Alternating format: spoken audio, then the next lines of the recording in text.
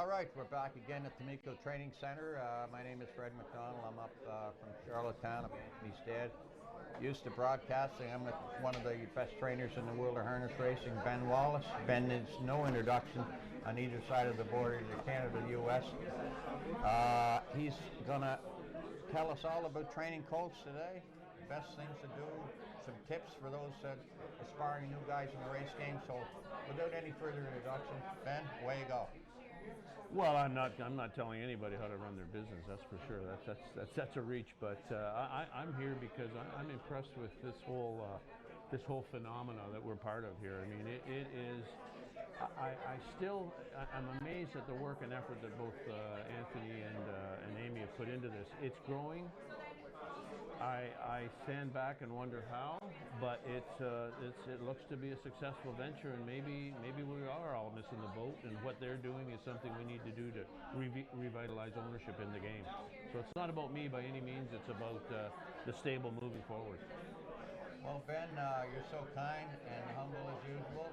Anyway, getting back to it, when we sit back and look at this, when I asked Anthony about the phenomena of fractional ownership, he said, I'm not selling return on investment. I'm selling entertainment and the experience of it all. So at the end of the day, if you're happy and enjoying it and you have a few shares in the horse and you make some money, great. If not, that's okay too. Well, I'll tell you, I mean, I've been doing this a long time, 45 plus years, but I still get excited about winning horse races. There's nothing like it, and this is what I'm part of selling. I've never been much of a gambling man, and I understand that we've got to revitalize the other side of the racetrack too. We've got to take care of our gamblers. We've got to take care of the people that come to play the game. But on this side of the game, there's nothing like owning a part of a racehorse. And you can get people in at the grassroots level, and as I see now, there's a reach out here for people that maybe in some regards are somewhat more affluent and want to take bigger chunks. All the better to everybody. But selling the excitement of the horse game is what I think Anthony has tapped into, and that, what can you say? I mean, it's working and it's worthwhile. You know what? I sat back old home week in Charlottetown, and it happened one of these days. One of those days, I dropped into the beer tent to see what's going on. I ran into owners from up here, fractional ownership. I said, "What are you doing down in PEI?" Drove down to see my horse. I said, "What do you mean, see your horse?" I want to come down for the Gold Cup and Saucer, of course, but our horse is racing on TV tonight, so as we come down and watch the live racing, well, then we go into simulcast room. Our horse is racing in Flamborough or in Mohawk or wherever they're racing. You wouldn't believe it. These guys here, you see them today from New York, from Boston, from Maine, in here, as well as all parts of Canada, and that's what it's all about. They own one or two shares. I got to tell you this one though. Serge Savard and I were up here about a month ago. Serge has a couple of horses racing. So we come into the Tomiko Training Center, and there's a chap here from New York, and he had a great big camera, and he was standing out front. So Serge said to him, he said, "Sir, that's a nice camera you got." And the guy explained it all about the camera. And he said, "You up here taking a picture of any particular horse?" He said, "No, I own 2 shares in that horse." So Serge says to him, he said, "Well, is he a trotter or a pacer?" The guy looked over at his wife or girlfriend. She said, "Trotter or pacer?" She said, "I don't know." So Serge said, "Well, what's he buy?" And the guy looks over at his girlfriend and she said, "What's he buy?" And she said, "I don't know." And Serge said to Anthony, "You got many clients like this?" He said, "All kinds. They're just here because they love their horse." Yeah. That's hard to believe. Well, again, and I mean, if that horse ever happened to win a horse race, oh my goodness, baby! I mean, that's what it's all about, and that's part of the reason I'm here to really impart upon people that are watching that the excitement of owning racehorses is unlimited, and I've sensed it all my life, and it's definitely worthwhile being a part of it. And Anthony's been, and with all due respect to Anthony, he's tapped into the type of people that thought they could never afford a racehorse, and I think it's growing, and there'll be positive repercussions throughout the industry because of it. Oh yeah, it only helps because when you sit back and look at it, you go to any track, whether it's the Maritimes, whether it's North Sydney or Inverness or Truro or Summerside or Charlottetown, they run into the same problem you have here, horse shortage. Yep, exactly. So if you can get as many of these people involved in the race game, if you keep the ownership ranks up, buy more horses, even race horses, need racehorses. We had a lot of yearlings who were bought down in the Maritimes. That's great, but there's a lot of racehorses went the other way were sold. Yeah. So what's that going to lead to next year? It's going to lead to more shortages. Exactly. I mean, listen, there's lots of dark clouds in our business, but this is not one of them. I mean, and getting off topic somewhat, but the biggest dark cloud we have is our provincial governments and the governments going forward. They have to see days like this, and they see the trickle effect that the horse game can have on our industry. And they've got to stand up and start taking the notice that we are a great contributor to the treasury of this country, this province, and we should be rewarded for it, not backstabbed like we have been. Oh no, absolutely. You take a look at the jobs in the industry, in the interior harness racing industry, the jobs and the money generated to keep the economy rolling. Unbelievable. Well, we see it even in Charlottetown and PEI, the amount of people, the amount of money. And well, it's a big part of tourism, the same as it is here. Yeah, exactly. We get guys here today downstairs. We got what, 25 or 30 people working here at TheStable.ca. Yeah, that's good for the business. Yeah. Oh well, as I said, there's a real situation that has to be addressed, and hopefully the government can look at us and say, yeah, we're a respectable game that can't be kicked around like a beach ball. That's it. That's the name of the game. Curtis, how we doing with coming out now? Let's see what we got then in the first set. I like the way we got the program done this year. Last year, you and I had some problems with the alphabetical order. Yeah, well. See, Curtis and Jamie straightened that out. So they got them all lined up now. This isn't the Meadowlands pregame show by any means, but we'll have fun. Ready before you get started? Good to see you, Jamie. See you later on. Yeah, I will. How you been? A1. Last time I saw you was down the island, PEI. Oh, you'll be back again. You'll be back next Oklahoma. Probably. We're talking about coming back again next year. Yeah, your horse raced pretty good last night. Tough? Happy holidays? Yeah. Listen, they got that mare, Happy Holidays. She made around, she got about 65,000 made in the B tracks. Jesus, good. Yep. Jeez, that's a lot of money. Yeah. One back-to-back preferred twos. We were going for the third win last night, lost by lane. That's Perfect. the name of the game. Absolutely. I love that one. I made some money on. We get four in the island. Everybody says you made a lot of money. Yeah, Freddie made 14, but what are the other three? So, you know, that's money. But our guys are having fun. We on, Curtis? You're still on. Oh, good. Okay, let's take a look at this one, Ben. Well, the first set, Better Call Mike. Better Than Cheddar. Better Than Cheddar's back in Ontario, isn't it? Yes, and kind of just getting really started here too. And he is what he is, but he's back here, and I'm sure he'll show up with a couple of good colts. Actually, he had a pretty good year. He was fourth in New York Sire Stakes last year. Pretty tough in there. Yep. You know. I'm a little partial to Better Than Cheddar, by the way, anyway, because I was watching Mohawk when Mark won with Better Than Cheddar. Split horses late and beat Roll with Joe right at the wire for the Breeders' Crown about when they're at the end of the three-year-old season. So I'm a little partial there. There you go. It was good to see Mark win last night at the Meadowlands. Yeah, it's great to see Mark win. McDonald's are everywhere. Yeah, they're everywhere else. Yeah. You know how the race game goes. You can be up and they're hard to down. and they're hard to shake too. Get rid of them. Yeah, the old race game. The heads is ups and downs. You want to get too high and you don't want to get too low. No. You better remember who your friends are, because you, as they say, you'll see them on the way up. You'll see them on the way back down. Exactly right. And if anybody should know about the ups and downs in the race game, I would say Ben Wallace would be one of them after that historic fire. Yeah, well, you know what? We've moved on, and I wouldn't wish that upon anybody. That was a humbling experience. And then, for sure. And then your big horse now, he's won 4 in a row. We're watching him down at Woodline. In other words, he ran out of competition at least for a week. Well, for a week, but he's if there's anything good that come out of the fire, which there isn't, he's one of them. We landed him for, I think, 50,000. He's got over $500,000 made for us in 2 years, so he's been a good addition, and I'm glad we have him. But again, I'd love to have the ones I had. But anyway. Anyway, here we got Better Than. They on the track yet? Did you see over there? Oh, here we are. We're doing him now. Better Call Mike. Yes, I'm a little partial to him, of course. He's better than Cheddar. Remember you and I last year, we made some notes. I'm going to refer to them again. But there's a double cross in here at Canfella. Remember last year we looked at Cruising in Style. We looked at double cross. Yep. Valley Victory and Whippo. And there you go. Turned out to be nice gold. Yes, it did. Of course, Ben, if it was that easy, it'd be nothing to it. Look at this. The next one here we got King of the Ball. King of the Balls out of an old presidential ball mare. But tell me, presidential ball mares haven't been good brood mares. Look at this mare. Got 9 winners of 12 foals. Most of them all made money, and the second dam is Stu for Lots, good old family. He went back to this family all the time, and well, came up with historic out of it. But he trained a bunch off that mare, and it was a foundation family for Robert Grand and Stu for Lot at the time.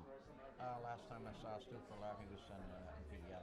Yeah. Long Yep. time ago. Yep. Well, God bless. he God passed bless away. Stu. Must be gone now, 10 years. Yeah. 10 years. I You'll, looked at this horse the other day. I was there watching training, and I saw, I think it was Harry Bolton going with this horse. Has some blue chip. Beautiful way of going. Beautiful colt.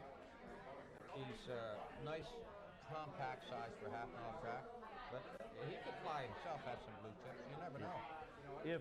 if you find I start talking more about the third and fourth dams, you'll know that I've been around too long. So we'll try to keep it as current as possible. But I look at these families and I'm more familiar with some of the third and fourth dams than I am with the ones that are racing. Now you're in Wally McGinnis's mini center. So you're younger than Wally, aren't you? You gotta be. God bless. Wally's back in Charlottetown. I know he's watching the show today, but I know everybody's younger than me in this business. You say everybody's younger than Wally. Yeah, you're right. What about this next one, Sunshine Inn? Here's a filly Well, by. I mean, everybody's jumping on Sunshine Beach, and why not? He was a great racehorse, but boy, has he thrown some decent-looking horses. I mean, every one of them seemed to be creditable as far as flesh-wise goes. You know, certainly they're not all going to be world beaters, but he's going to give somebody an opportunity to get their picture taken. He came out with a bang at Lexington. He had 3 or 4 in the first crop at Lexington a month ago. Yep. One of them sold for $185,000. So Yep. I would say, what your assessment of them so far is right on. I mean, exactly. My assessment of somebody who give 180 for one might be different, but that's a different story too. Well, you take a look at the dam. 11 foals, 9 winners, a lot of good old money. family. Another good old family. You can't knock it. And there we take a look at the double cross Earth's Place. In Earth's Place we had Percy Blue Chip, for example, is out of an Earth's Place. Percy Blue Chip, Ian Moore filly owned by Savard and R.G. Group, and Ian Moore had him, and she was a monster here in Ontario. Well, for a new owner, this pedigree, this filly here gives you every opportunity to get to race and race early, which is what you're trying to do. So. Who knows what's going to happen, but on that page you got to say that filly should get raced, and she should get raced early, and maybe move on to something better next year. I wonder if there's any shares left in that filly. I don't know. I must take a quick look. I got to admit, Anthony and Amy have done a professional job of lining this all up for us to show what the shares are available and what aren't. But anyways, the next one we got on here is Twinsburg. It's a McCardle. Wow. Not that many sold. Really? No. And another solid family, you know, a life sign mare that's shown production and actually shown lots of money on the card too. So she should have some opportunity too. What about that McWicked? He's still on the go, isn't he? He raced this year in the time. He raced probably. Did he race your horse? He raced last. Whoop. I think we're coming on live here.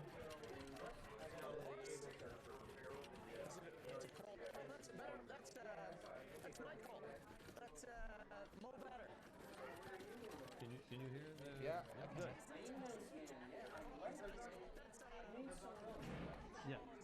We. Oh.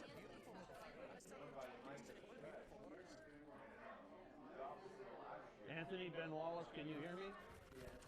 Yeah, I can hear you. I imagine that one you're talking about has been sold, because if he hasn't, you've done a pretty good job of selling right there. Yeah, he's a nice colt. He's an Aston Blue Chip. We bought him on the last day of Harrisburg. I see that. Yeah, don't know. I don't. It seems. I always thought, and I thought most people thought that, kind of some of the lesser breeds, the lesser horses are on the last day. But I mean, the last day of Lexington's where we bought Lawmaker last year, and the Heston Blue Chip coach. Well, you're going to see him in a minute. I haven't had a chance to sit behind him yet. As you can imagine, with 58 babies, I end up going with the ones that are bad sometimes, or need a little help, or need a little polishing. That guy almost came polished in the package. He's a nice colt.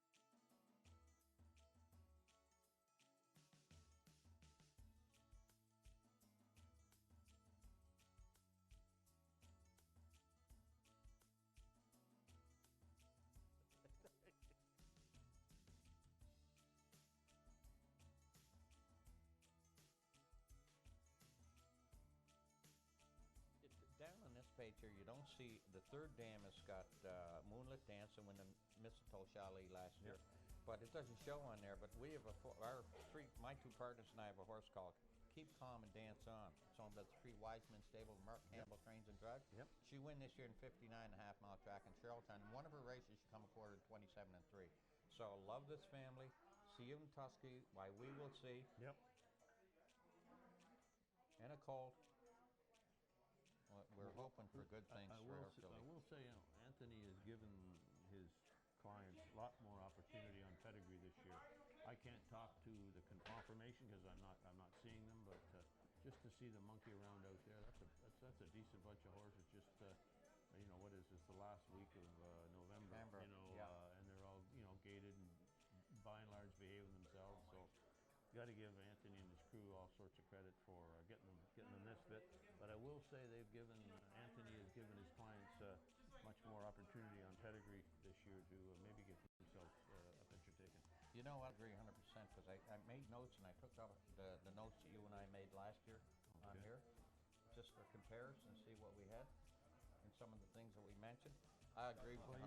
The pedigrees here are much, much stronger than last year. Well, you're embarrassing me a little bit because I'm just seeing this for the first time. Yeah, but I had it last night 2 days. 2 days. Well, you were working while I was in there sitting down reading. I knew one thing: you'd never be short. There'd be no downtime. Listen, the other one we're talking about here is a filly called Lenny, I guess is it? It's a sports rider. Yep. The sports rider had a pretty good year up here, didn't he? They have. He's been influential since he came to the province, and I think his tradition is they're early horses.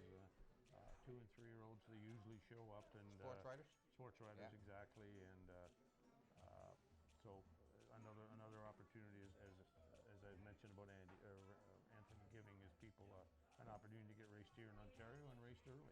So I'm looking also at this.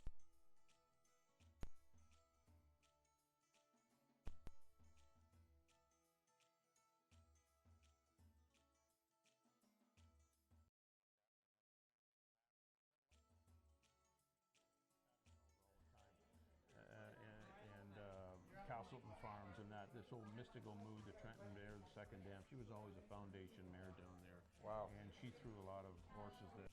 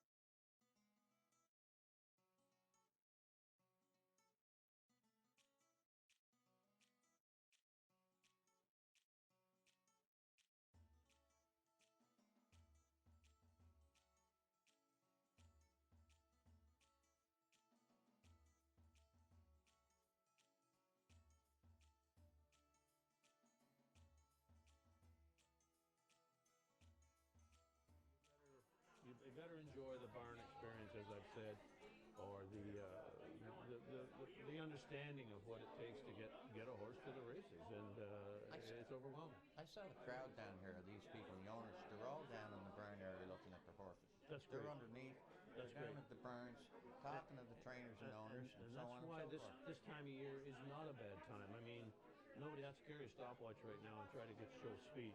Just show what's out there for Anthony to market, what he's got left to market, and to the ones that are sold, for the people that own them, to at least enjoy watching the colts development. Yep. Are we going in set number 2 or what? Jamie, when is he going with set number 2? When is he going to go with set number 2? Set 1 is just getting off the track now. Oh, okay. Are we on? Oh, you're still on? Okay, good. Okay. Oh, we'll wait set number 2. Yeah, good. That's all. Yes, I will let people know before set number 2 comes out. Ben and I were talking to our good friend Wally McGinnis, who has been in the horse game for 50, 60 years. He's a great friend of Ben's. You saw me ship into Wally's barn up in Blue Bonnets when we raced up there. Marcel Berrio and him were friends of ours for years. Whenever I felt comfortable going up there, because at that time Quebec could be another country if you're from Ontario, and they treated me well, as did everybody up there. And it was a real blow when we lost that market. But I will say, the people who've resurrected Quebec City, I respect them immensely. They've done a great job. And every year it looks like it's building, and maybe the industry will come back for them. Say, it looks. We were at Three Rivers for their. You were down there at Three Rivers for their big race. Yeah, yeah. You and Renee were there. I met Yeah. you stand there 2 or 3 years ago when they had started the resurrect the Pre-Date. No, we're on live here. We're good. Thank you. On commercial. Okay.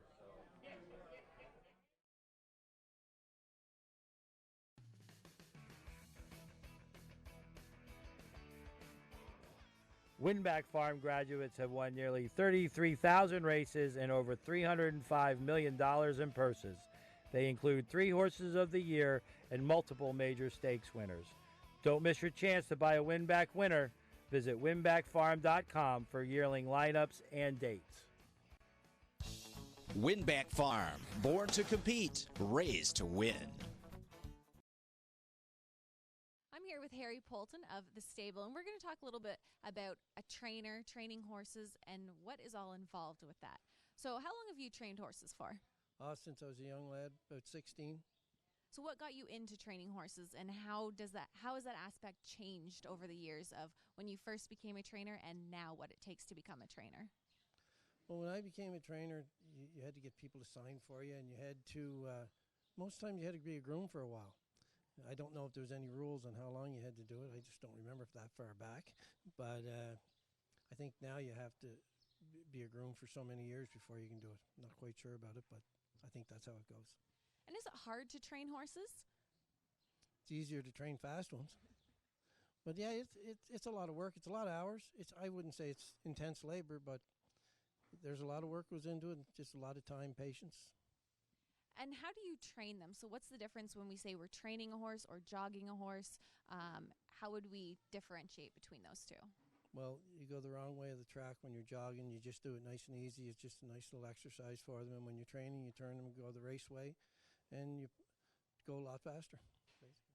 And do a lot of trainers train their horses differently than others? I think some do. Basically, it's all the same, but with few different ways. And there's no wrong way. There's just different ways. Is there a reason why some trainers are better or win more races than others?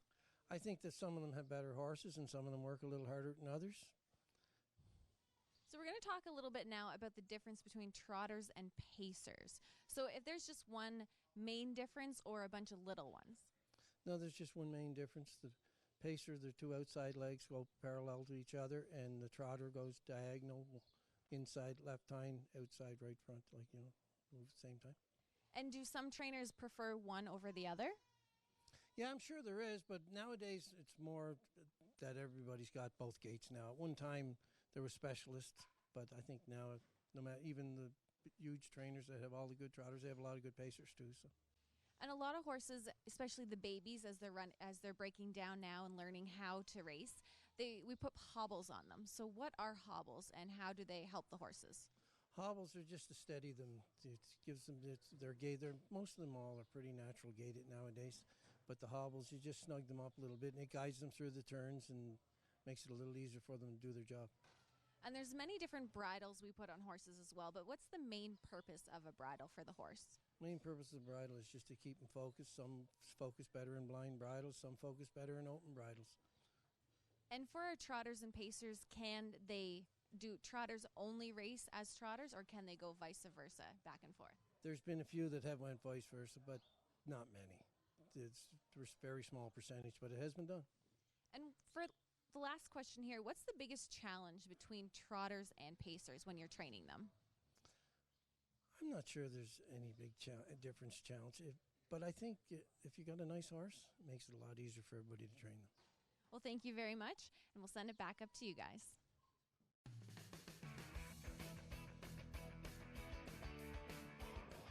Winback Farm graduates have won nearly 33,000 races and over $305 million in purses. They include 3 Horses of the Year and multiple major stakes winners. Don't miss your chance to buy a Winback winner. Visit winbackfarm.com for yearling lineups and dates. Winback Farm, born to compete, raised to win.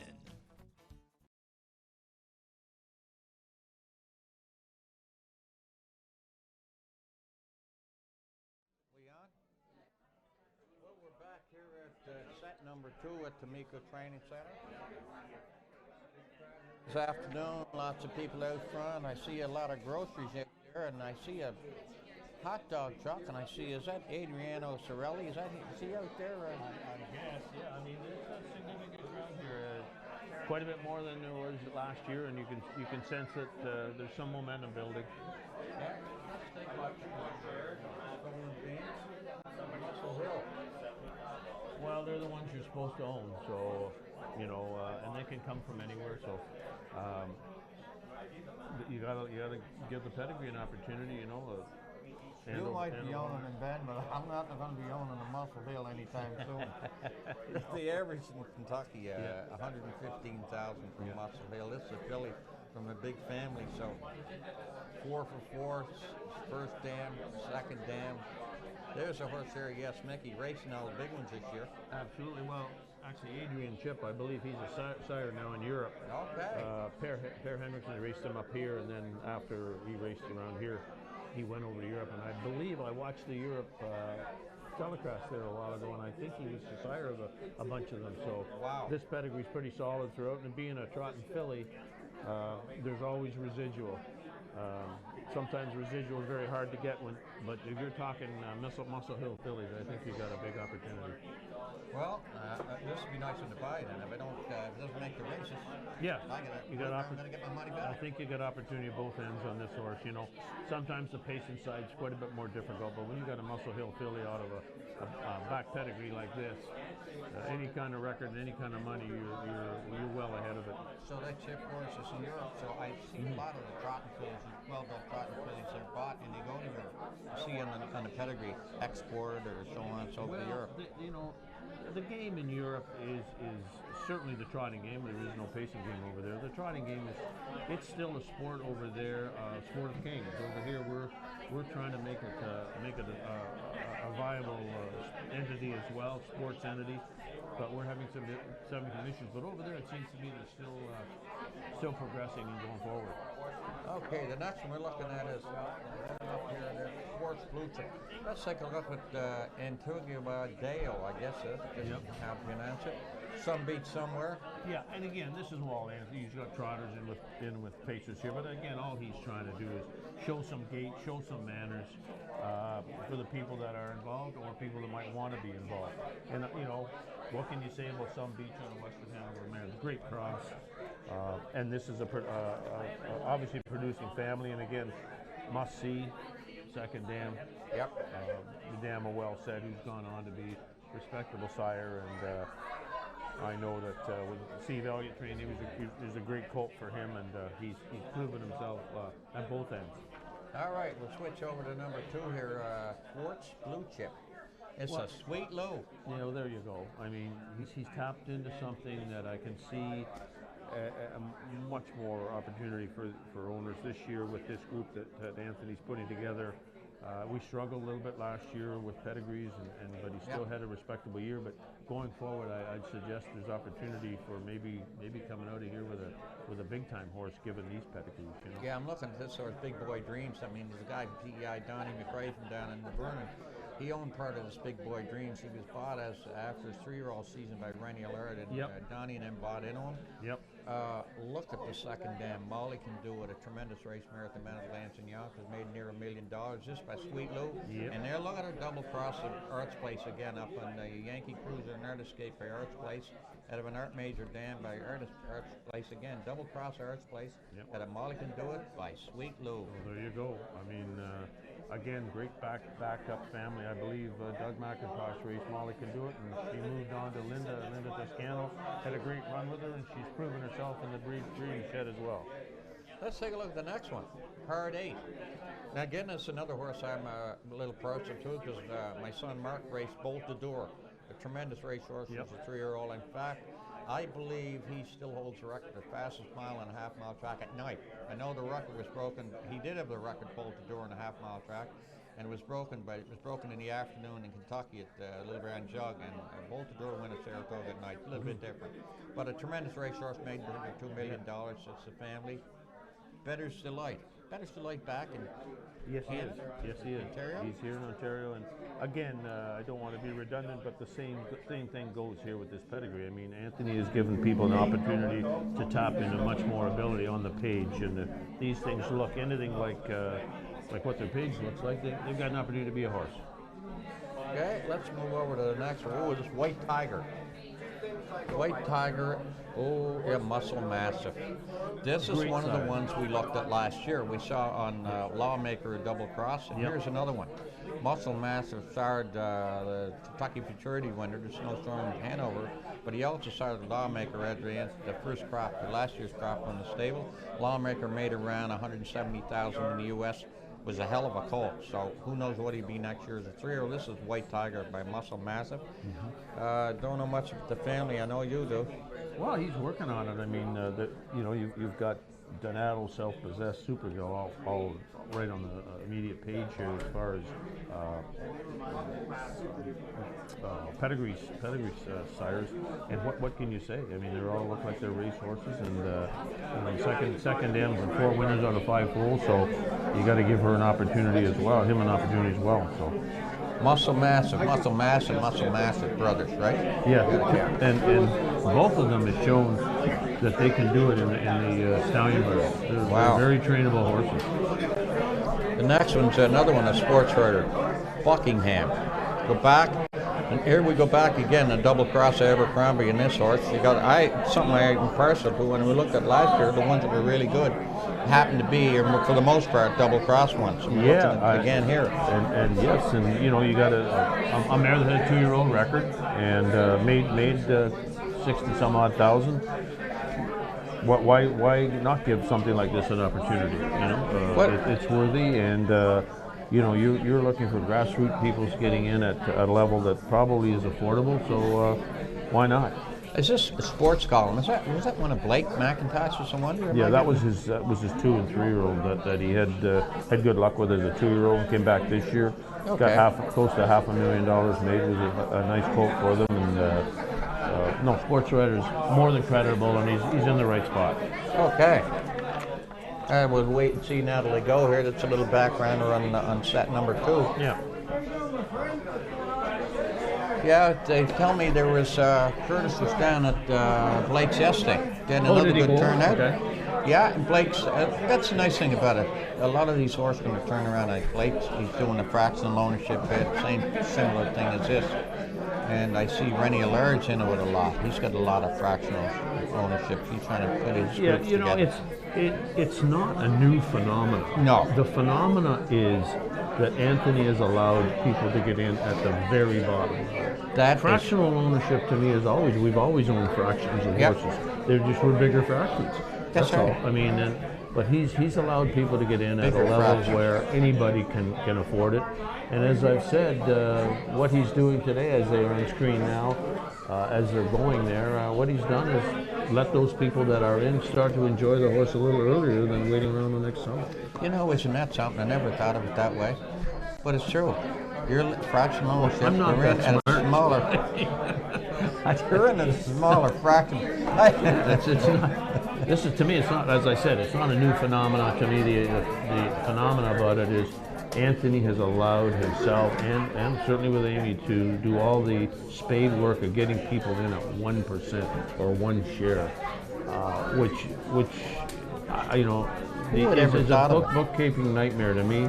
But again, he's to be commended for taking on the task and putting it together. Like, look at this group of 2-year-olds he's got. I mean, they're out there, they're just going around, they're mannered up, they're following, regrouping and what have you. And again, it's not even 1st of December. So as an owner, owners of these horses, by and large, are probably here or certainly watching at home. And they can see their horse do what he's supposed to be doing the 1st of December. Lots of us have got horses that haven't got the hobbles on yet. They're not gated yet. They're still finding themselves. So you got to respect what's going on the racetrack, and you got to respect Anthony for doing it. I'm looking for a white-faced fella out there, white-faced filly, that Quartz Blue Chip, Etta Molly can do it, or same family. I don't see any. Why, are you in on it? No, I can't afford it. I know. Sure, now. Unless I got my partner's game, but I know I can't. Yeah. I have shares at one of them that I'm still paying a little bit a month. It's not much, only a couple of shares off Broadway. Okay. Trot Okay. filly that I had last year. But Anthony tells me that she's ready to qualify, so Good. Well, beware of those trainers. yeah, be I used to listen to, I used to be down at Roach McGregor's barn when he was in the go and he had the owners, and he had a big thick book, like this black book, and it was a book of excuses. I was gonna say, why yeah. they didn't get to the races, you know. The Marsons kidnapped him, and he just doesn't know what he's going to do right now, but he'll be all right tomorrow, etc., etc. Yeah, Roach was certainly an icon coming from your neighborhood. I remember when he moved up here to Greenwood, I stayed in the same boarding house as him across the street from Greenwood Raceway back in the early 70s. He was a character, and Oh, yeah. he's well documented. Well, actually, the guy that worked for Roach McGregor is Wally McGinnis's uncle, Ralph Wally's Booth. getting a lot of FaceTime. Yeah, today. yeah. Well, I got to give him a lot of FaceTime. He's back in PEI. He left to buy the coffees for a week or something like that. But his uncle, Ralph Booth Shepherd, was a caretaker, trainer, groom for Roach for years. Okay. So Okay. you'd probably I ran think into him, Roach, but you didn't Roach know who he spent time was. in Florida too, didn't Oh, he? yeah. Do the Florida Yeah. run? Yeah. Yeah. Yeah.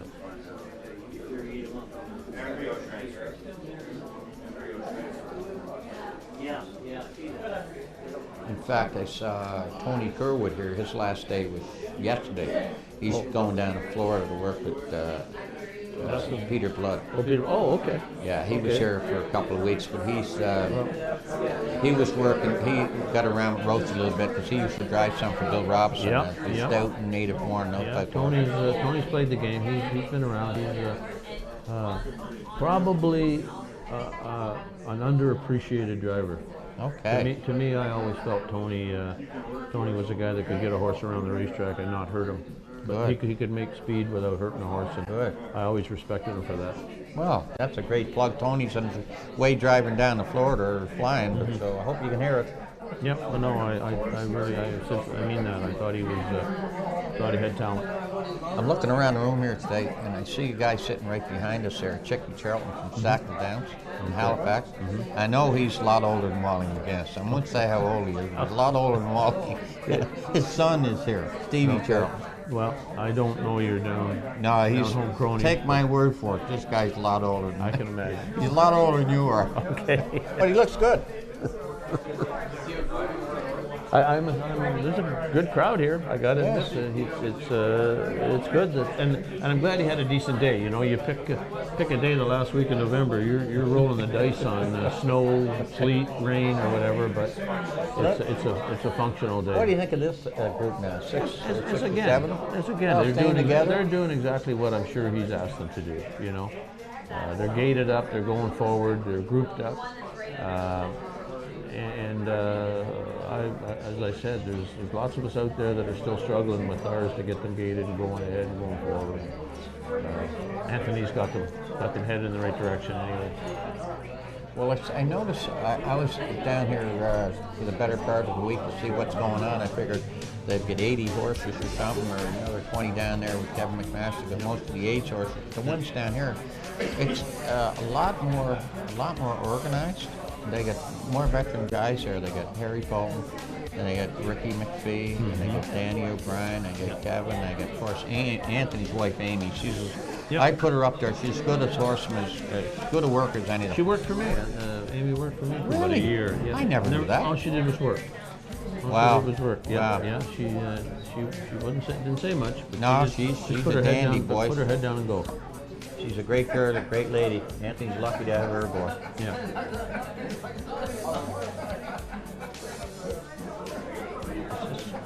They all finished?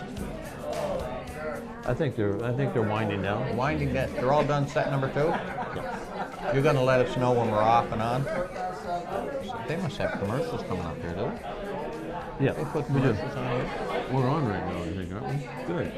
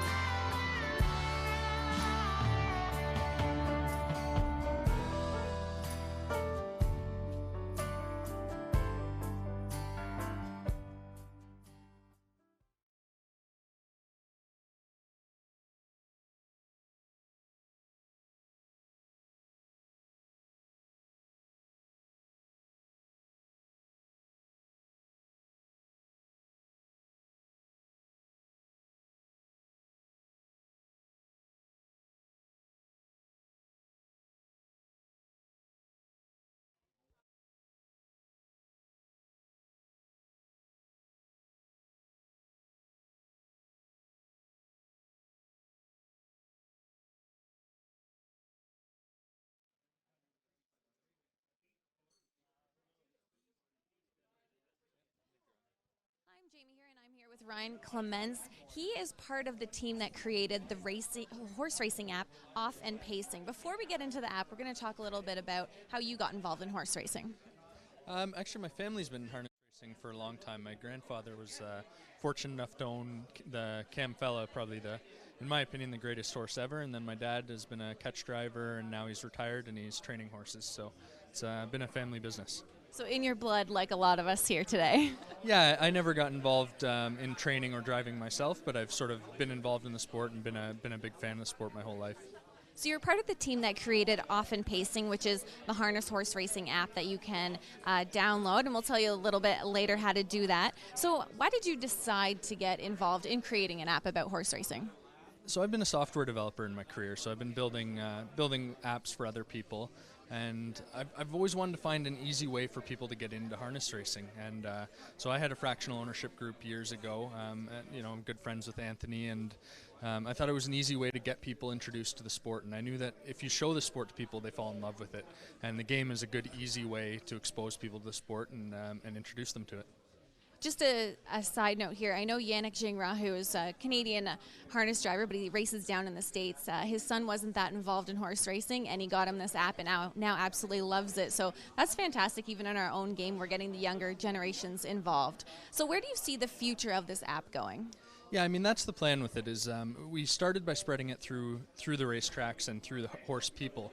But we find it's an easy way to reach out to friends. So that's a perfect example. Yannick's son wasn't really into harness racing, and he started playing the game. And who knows? He might be the next generation of harness driving stars. So there you go. You can tell Yannick that it's because of you. So we're going to talk a little bit more about the app. How easy is it to use, to go through, especially if we don't know a lot about horse racing and you have to enter horses to race? Kind of, do they sit out a week, or how all that works? Yeah, so it is easy, but it's not like your typical game. There's a lot to learn. So it's designed to teach you about real-life racing. So you'll see the conditions are very similar to real life, where you'll enter non-winners of one with your 2-year-old first, and it's definitely not easy because you're racing against real other owners, and they want to win too. So we're not going to let you win your first race just because you're new to the game. You're going to be having to battle it out to turn coins and build your stable. And can you pick drivers just like you would in real life when you're entering your horse to race? Yeah, so we have about 200 real-life drivers, and they all drive differently. So we have Anthony McDonald, James McDonald, Mark McDonald. We have Yannick Gingras. We have a lot of the top guys, and then some people you wouldn't know as well. And you can choose who you want to drive your horse, and depending on who you pick, you might have a better chance. And where can someone download the app if we wanted to look online today or in the future? Yeah, so it's on both app stores. So if you're on Android or iPhone, you can get it on the App Store there or the Google Play Store. And then we also have a big community on Facebook and Twitter. So the best way to get involved with the game is actually to join the communities, and then you can see everybody selling horses and advertising their studs and their breeding and all that. That's awesome that you've been a part of the team that created this, and especially having that horse in your blood and that racing in your background, so you kind of know a little bit about it too from the inside. But thank you so much for joining us here at the Stables Open House. Thank you.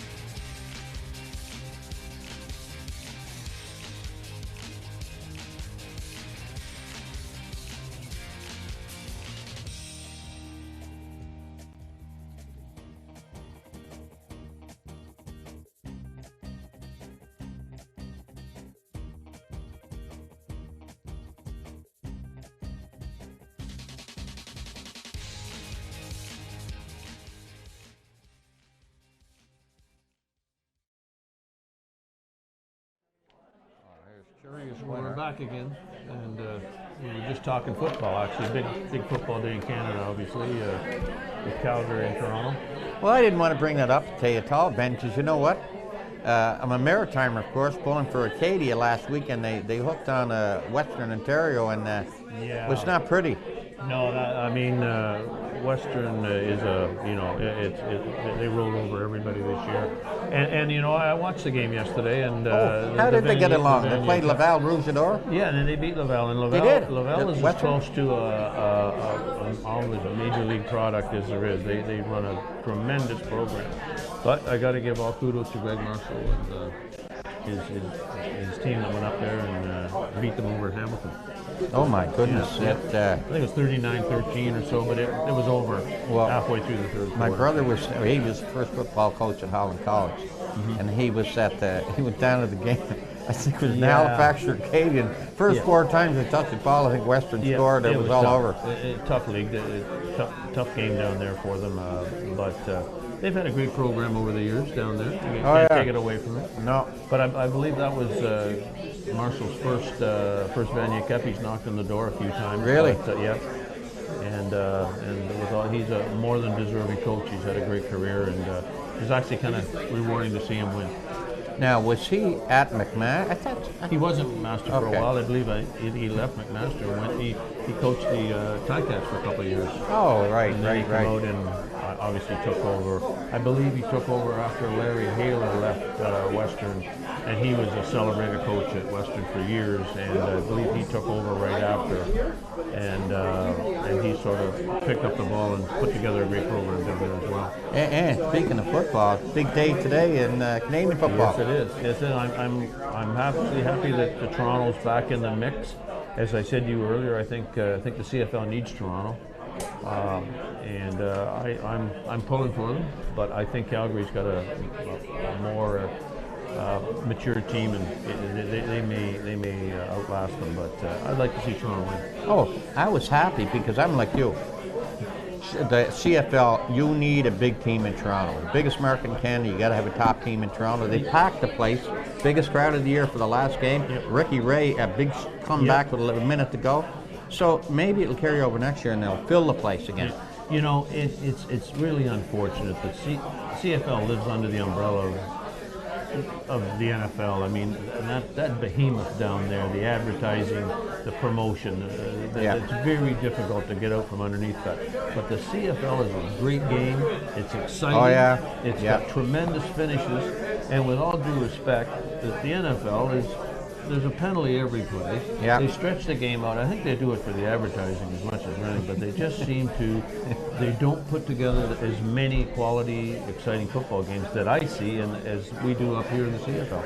But again, as my great geography teacher said, you can't live beside a giant without feeling the effects, and that's exactly what's going on with the CFL. By the way, the folks in Halifax think they're going to get a CFL team by 2019. And you know what? If they did, they'd support it, and it would be a hoop down there. I think they've got they need a new field and a new arena. And you know what? I think it's going to happen. You've got right around that area within 100 miles. You got St. X, and you got St. Mary's, you got Dal playing college football. You got Mount A, and you got Acadia. You got PI, there's a college group through there. There's a lot of colleges, a lot of high schools. I think it's a natural. I think they'd embrace it. I really do. I think that would be a great benefit, not only for that area and jurisdiction, but for the CFL. Yep. I think it would be a franchise that would be supported and would be exciting, you know. Yeah. Okay, let's take a look at set number 3. The first one we have up is Curious Winner. DeJarmbro. Yep. Credit winner Trotter. His second fall, his first fall, one fall, got to the races. So 1 for 1, a Glide Master fall. Look at his Friendly Amigo. Yeah, well, Friendly Amigo. This is a bit of a local family here as well. Friendly Amigo was raised by Blair Burgess. I see Bob here today, and she was a big, strong girl. She liked the front end a lot, but she could go enough to put almost 600,000 on her card. And there's her old friend Lawmaker that was here last year. There you go. Winning 56, made 160,000 US instead of a sister. one of her sisters, friendly amigo, perfect amigo. This is another pedigree that gives the client an opportunity to go forward with them. Looks like he's got a brother here that qualified and is racing, so that's a good sign that at least he can get them there. Good. So again, Anthony has given some people the opportunity to have a racehorse anyway. Okay, and the next one is Bay Jewel. Guccio, very well received, these Guccios out in Indiana, I believe. Okay. And again, you know, he's quality family, and look at the production of Guccio as well. We've got a bunch Indiana of is, what's his name out? George Teague's doing a lot of work down there, isn't he? He could be. Yes. Now again, that's not, it could be Ohio too, but I could be stand to be corrected. But well, they're both growing markets anyway. Ohio's back in the business, going for good money down there. Yeah, it's good and to Indiana with coming back with the big horse, Wiglet Ziglet and Freaky Pete and all those good horses. No, Ohio's got great enthusiasm. I always felt when I raced down there that the people that were racing there had tremendous enthusiasm for the game. A lot.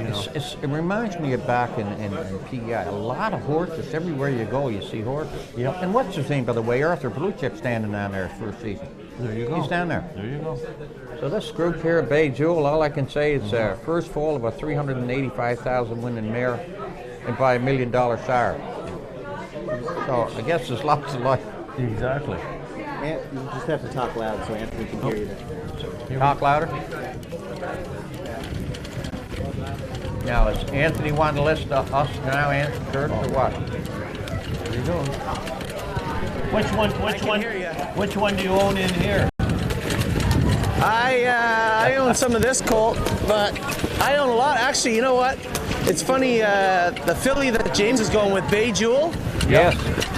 Was one of the first horses that I looked at this year in the sale, in the first Ohio sale, and her mother, I think she's a first foal out of a mother that went in 54, 55 and made $400,000 or $500,000. Yeah. And she is one beautiful filly. The colt in here that I didn't see the list, but I believe the colt that Danny O'Brien's going with, his name's Candy Mac. He's by a sire named Rompoy Wally, and I went to look at another one. The lady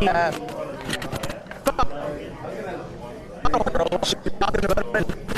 Somebody the score on the floor. So it's Candy Mac.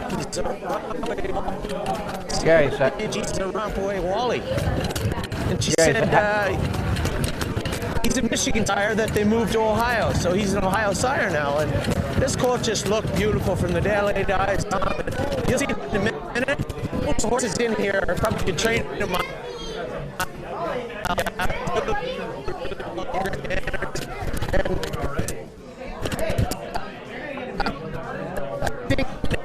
Breaking up a little. Yeah, it's unfortunate he's breaking up on that. Breaking up a little on us, Anthony. But Candy Mac, yes. Half brother to a $300,000 winner from Sioux Falls. I had a little inside tip on this Casanova Jewel colt, the Muscle Massive colt. Okay. Casanova Jewel, okay. Yeah, he's supposed to be a pretty nice horse. I see he's sold out, but you can always, I guess, get in at an inflated price. Oh, but yes. They tell me, yes. I got a mole in the barn back there.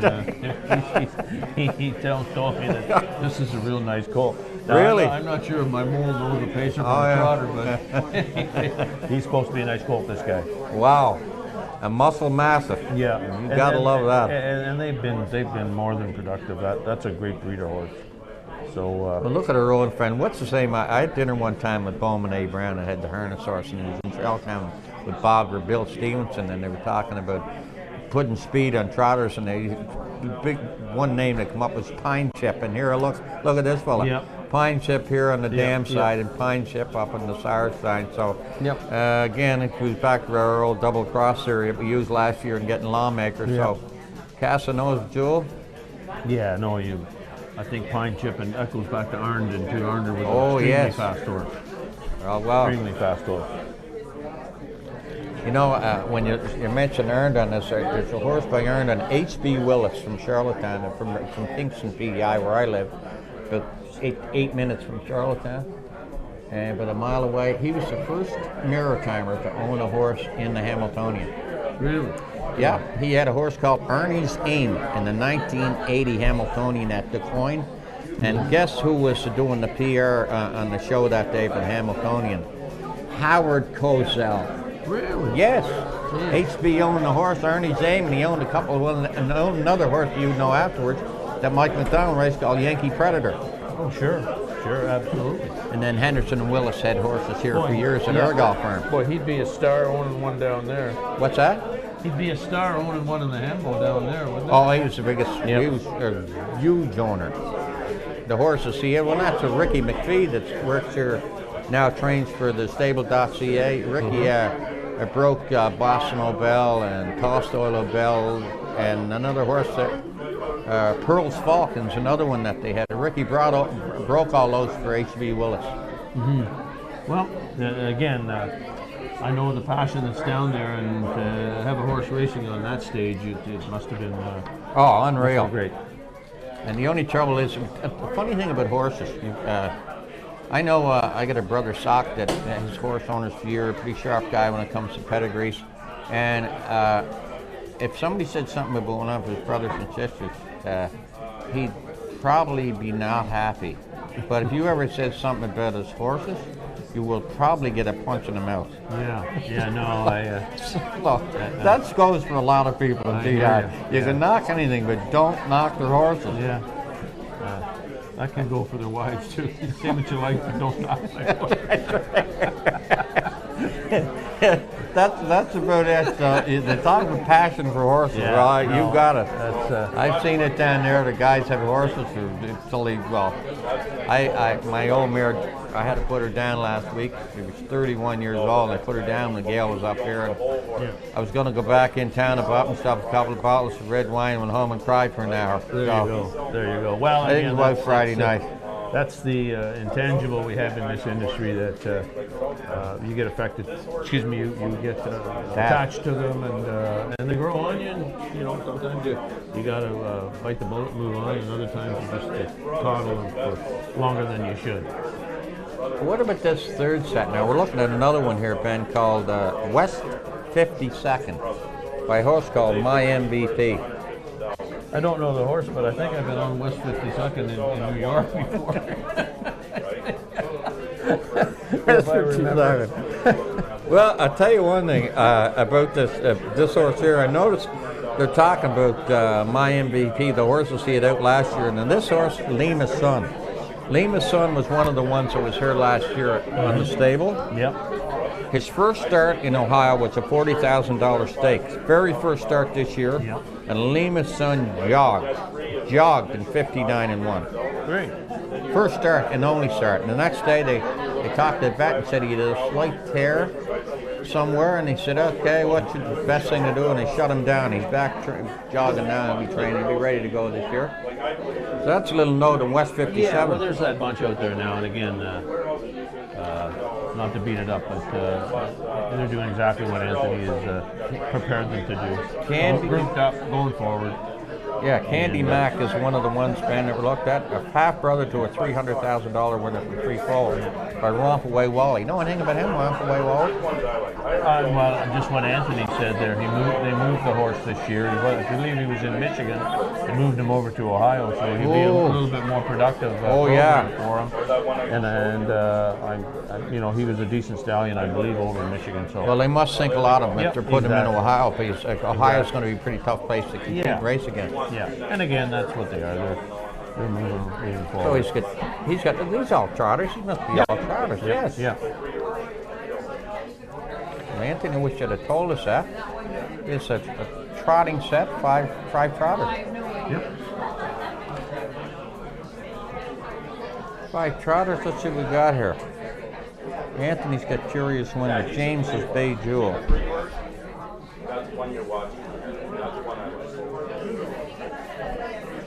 For the new people that Anthony's got involved with these horses, just as I've said earlier, it's got to be exciting for them. I'm sure they're all plugged in if they're not here, and to give them an idea that for the money they're investing and the cost that it is, at least you can see something is getting done with it, Yeah, it's an exciting time for everybody. Yeah, it's like I said, we were talking this summer, but the guy drove up from New York and he owned 2 shares in the horse. Yeah. And he was excited, just as excited as if he owned Annihilator. Yeah, and again, that's your novice owner. They're getting their feet wet.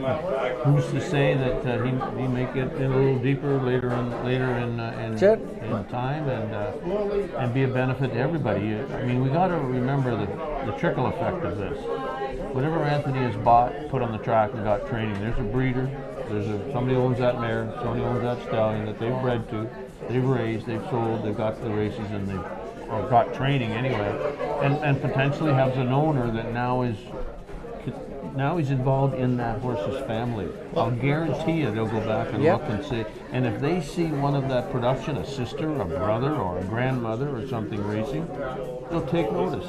And by taking notice, I think this is what Anthony's trying to do. Ben, do you know much about this horse called Gucci Bay Jewel? Which one was that? Gucci. No, I don't. No, I don't. But I know they sold very well. They sold very well. Wow. And but he made $1 million in trotting 51, so he had to be ahead of a horse somewhere. He's a good racer. Absolutely. He was a tactor, I believe, and had a great run up here. But I know it down. He sold very well. He was very well received in the stallion run. Well, I'm surprised that they're all staying together and staying trotting. Yeah. I mean, it's only 1st November, or 1st December. Yeah.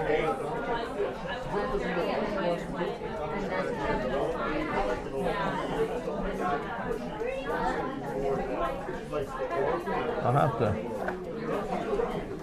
look and see who's all driving them, and yeah, we can't tell. We kind of got a bad angle. We'll have to get Curtis straightened out and get our angle. Get yeah, you can see a little better than I can. Yeah, we got it figured.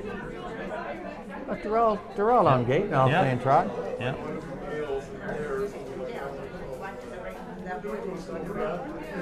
Previous winner, Bay Jewel. I'm just overwhelmed.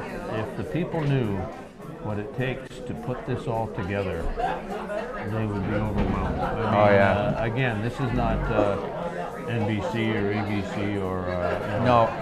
But as Curtis says, he's getting there. Football. He says he's getting there. It's a tremendous overload on everybody to get this done. You know, you remember you've got staff down those barns working on a Sunday. Yeah. You've got guys coming in here that drove horses last night to drive these guys for everybody. So you've got to respect that. And we got to thank our good friend Adrian Sorello. Yeah, Sorello. He's out. He paid for the hot dog vendor and the chips and everything else. Yeah. So. Plus, I just hope my supper's still warm when I get home. You got to get home and watch the Grey Cup. You're no football. You're at the Windsor. Yeah, absolutely. Absolutely. We got beat by Manitoba, or we would have been in the Vanier Cup. Oh, we got beat out west. Okay. We were winning 13-8 at half and got beat 31-18. And then we weren't a second half team. Well, look at this. Will you 5 of them? Yeah.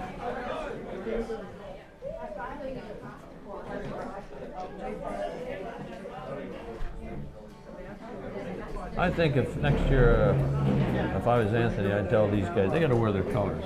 We got to find you know out what? We got to find out who's that's. I'm going to make a note of that right now, Ben. Colors for next year. Well, that's the only way to remember. Make a note of it. Colors for next year. Yeah. Things to do. There you go. I mean, that's a decent bunch of 2-year-old trotters monkeying around, playing around out there. Sometimes you let them overtrot a little bit, but they got to do that to find where they're heading anyway. So they're going up the backside, coming around into the home stretch here. No, it's very impressive. Yes. One hot dog and fries now? No, thanks. Just got water. Oh, Fred, I didn't get to feed you the last time. What's that? I didn't get to feed you the last time.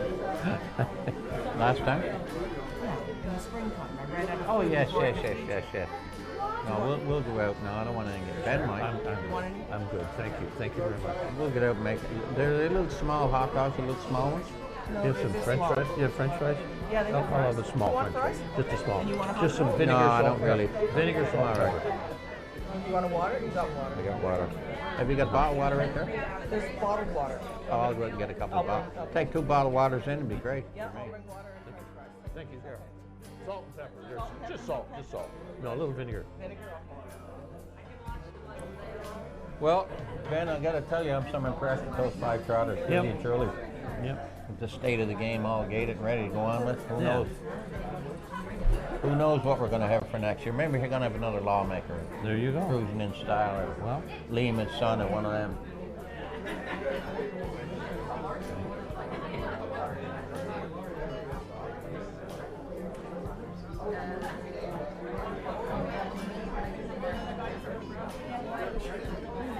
No, you sit back and look at Ohio. It's quite a market now for horses. A lot of good stallions. yeah, tough and again, competition. that's a testament to the people down there. You know, as I said, I always felt people in Ohio, enjoyed the race game, and they're tough as hell for years. They raced for pretty tough purses. Yeah. But they were resolute in their dedication to the game, and it's come forward to them. I hope they can keep the government on side down there, because a lot of programs were designed on our program. That's right. They copied the Sheriff's program here from here and took it elsewhere. Exactly. Unfortunately, we got. Okay. Great sport. And now you can have a horse in the race, own a little, and love it a lot. TheStable.ca is an award-winning horse ownership experience. Purchase as little as 1% of a racehorse and pay a set monthly fee. No surprises, modest investment, low risk, and completely accessible and transparent operations. TheStable.ca offers a unique, engaging racehorse ownership experience and features great customer service and consistent updates about your horse. Our innovative video production team tracks your horse's training progress, and clients are encouraged to visit the horses at any time. TheStable.ca is right for harness racing, and if you want to have a horse in the race, it's right for you too. For more information about The Stable, email Anthony at TheStable.ca or call 519-400-4263.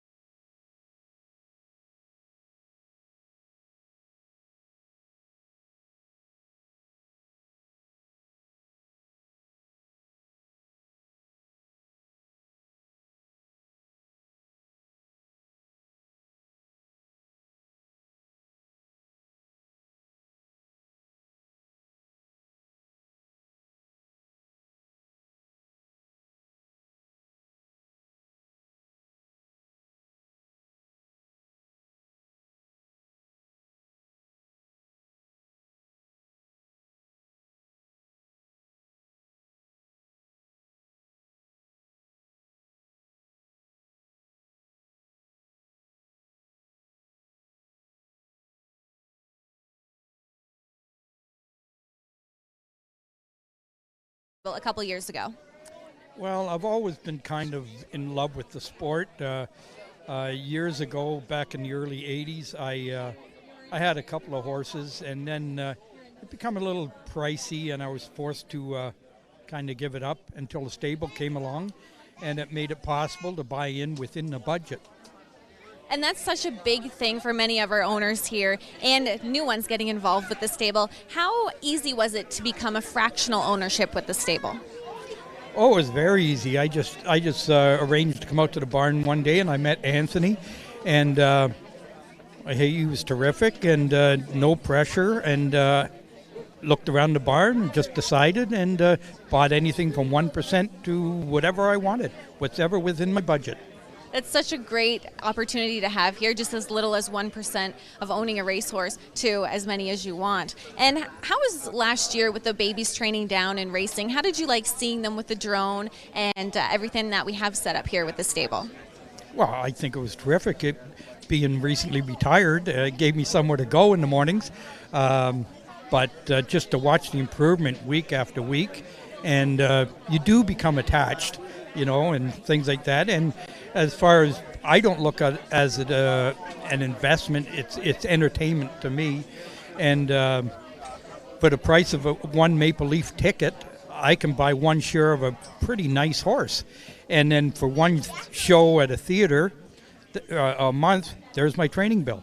So this is what I choose to spend my entertainment dollar on. That's fantastic to hear, especially what else is out there, especially in the city. Things get expensive for one night, and that can last a whole year's worth of entertainment. And just what's your favorite moment so far with being with the stable?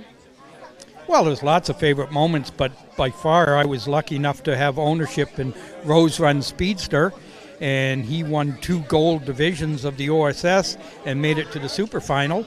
And although he finished 4th, that had to be one of the big highlights of my life. Did you get nervous watching them race? Well, I was in the washroom turning the taps on. So I have to tell you that, yeah, I get extremely nervous. But fortunately, my wife was with me, and she calmed me down.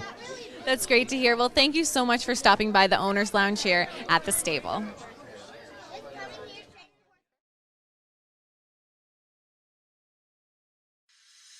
Horse racing is a great sport, and now you can have a horse in the race. Own a little and love it a lot. TheStable.ca is an award-winning horse ownership experience. Purchase as little as 1% of a racehorse and pay a set monthly fee. No surprises, modest investment, low risk, and completely accessible and transparent operations. TheStable.ca offers a unique, engaging racehorse ownership experience and features great customer service and consistent updates about your horse. Our innovative video production team tracks your horse's training progress, and clients are encouraged to visit the horses at any time. TheStable.ca is right for harness racing, and if you want to have a horse in the race, it's right for you too. For more information about The Stable, email Anthony at TheStable.ca or call 519-400-4263.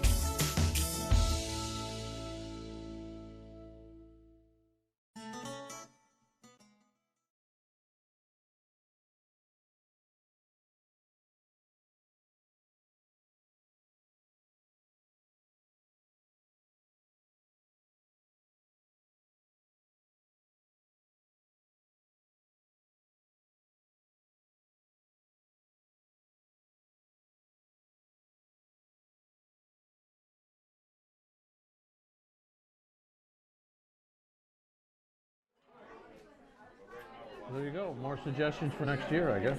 There you go.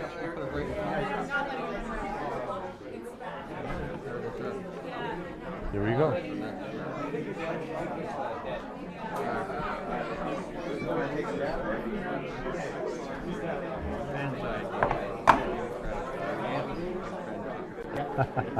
No, I just think it's easier for probably the people at home as well to have an idea who's driving their horse if they're wearing their colors. You know, it would work it better for everybody. Well, we got technicians, producers, we got everybody button into our conversation here. The Fred and Benny show here.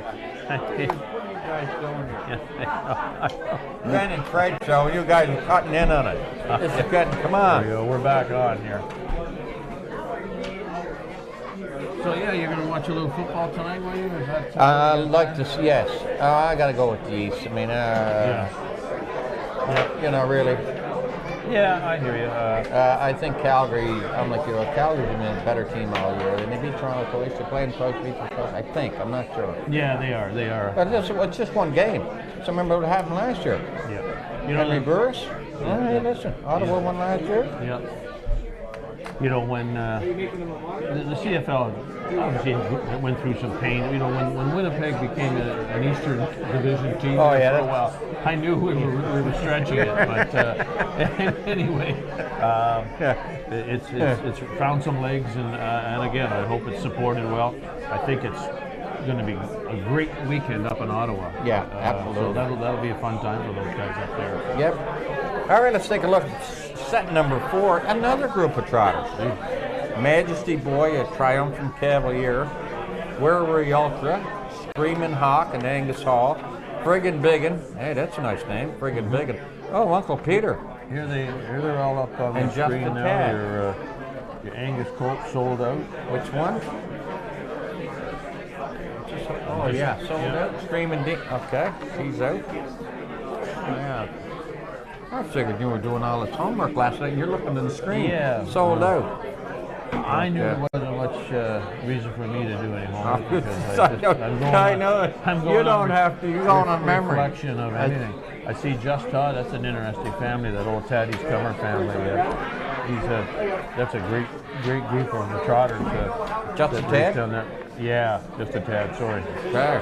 And I see he's sold out as well. So I can certainly understand that, being a Donato colt off that family. If he put one foot in front of the other, he's worth whatever that you're involved in. Yeah, you could get excited about him. See, they get shares left. They're friggin' big and sold out too. Yep. All right. Geez, I'm gonna have to bump they all sold out. We're gonna have to bump our wages for today. Yeah, what's going on here? They're all sold out. Exactly. Well, good for them. Well, what about Werribee Farms? The same one, they go Werribee Needy, same group? Yep. Same outfit? Yep. Oh, sure. That's Dr. Wilson up there in Rockwood. Geez, does a great job of raising a horse. And Werribee Ultra. What's hard to like there? Look at the first fall. 172,000.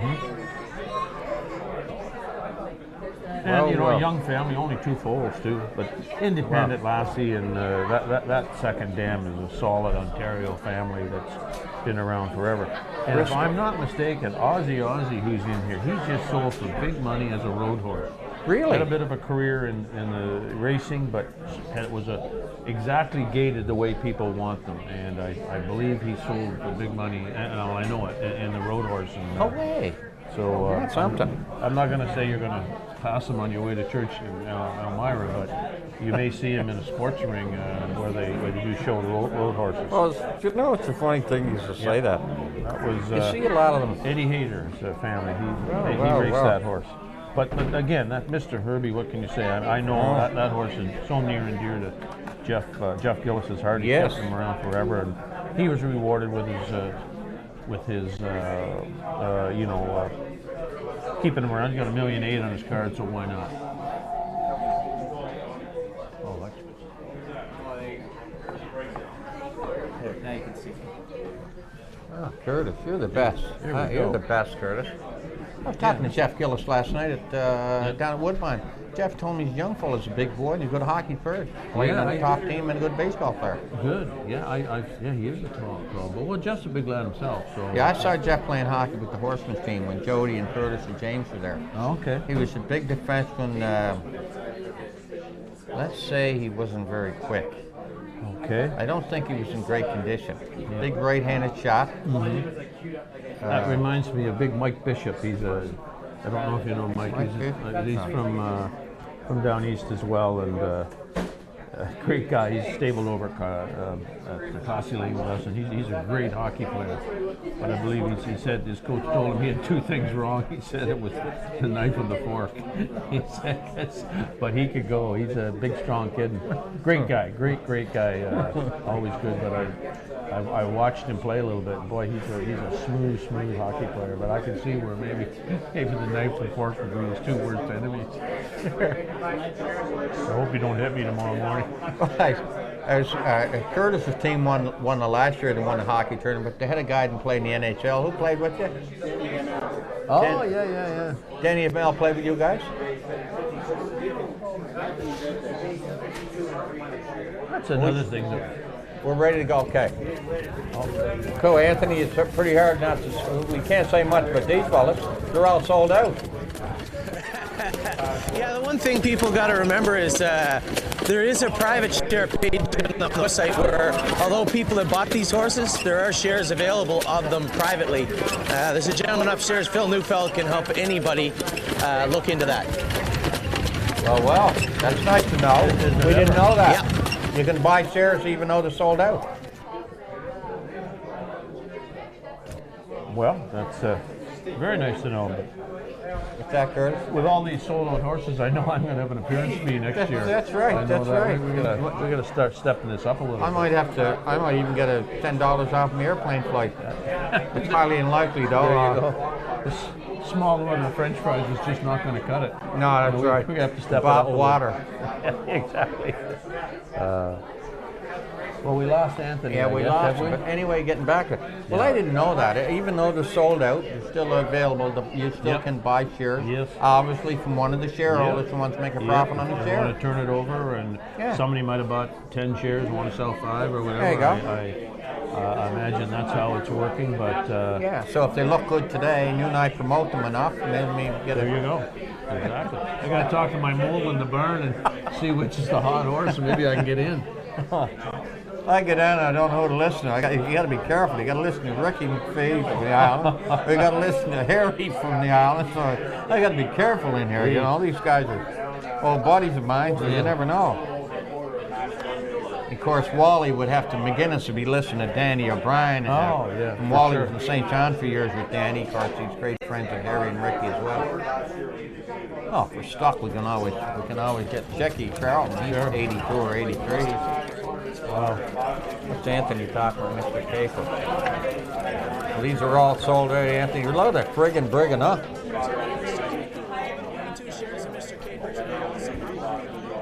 Unless you're on social media, 2 shares of Mr. Caper are being given away this afternoon. 2 shares of Mr. Caper. This colt was a little bit of a challenge to break. He's a big, powerful colt. He knows he's big, but man, oh man, can he ever trot. I put the hobbles on him just to get him a little bit tethered and grounded. He can fly, this colt. Where were the ultras? That's what he's talking about. That's the one he's got. Yeah. Just the one you were talking about. Yeah. Yes, nice filly. A lot of these horses people don't understand, you know, it's very difficult for them to trot sometimes. They might have a little bit of field splints still on them. You know, they might interfere a little bit, and they need a little bit of help. And a lot of these horses that, well, for instance, in the last set, the horse that I went with, Curious Winner, he wore hobbles for the last 3 weeks. I think today was the first day in 3 weeks he didn't wear them, and he was fantastic. So sometimes they just need a little bit of help getting gaited early on. Well, as I said to your dad, Anthony, I think you've done a great job of grouping these horses up so early. You know, a lot of us are still trying to get them gated and get them going around things, but you and your staff have done a great job.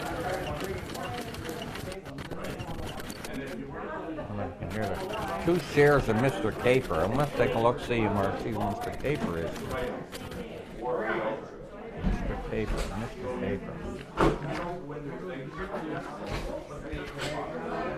Mr. Caper. I gotta find Mr. Caper Ben here somewhere. What are you looking for? Mr. Caper, he says he's giving away 2 shares of it. Sure, he'll let us know. There he is there at set 10. Set 10, Mr. Caper, is a Gucci. Yep. Ohio bred. Wow.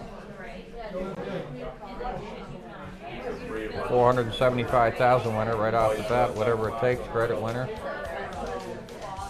Well, we'll wait and get him. We're down to, oh, here's the group they're going there now, Ben. Yep. Majestic Majesty Boy. This is one Triumphant Caviar. Worry Ultra. I believe that's the filly Anthony Oh, has. there's a nice picture right here. Look.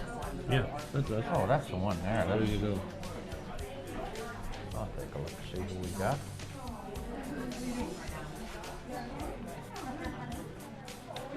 Set 4. Anthony's got Where Were You Ultra. Okay. Yeah, the colors would be great. Oh, they got the numbers on them, but the colors would be better. Where Were You Ultra? It's Anthony on the outside, but Where Were You Ultra? And the 4 horses, just a tad.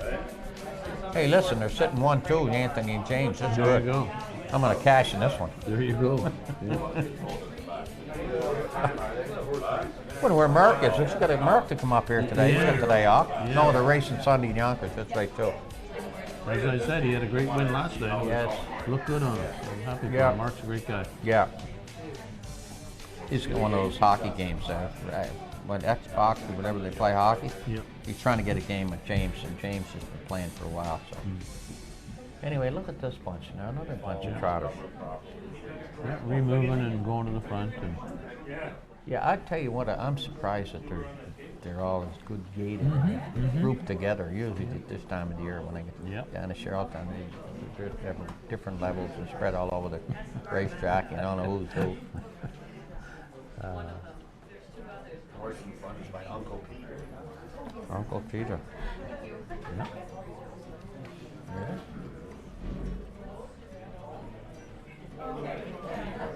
Here we go. 4 wide. Yeah. 3-year-olds this year. Especially one of those that are going out to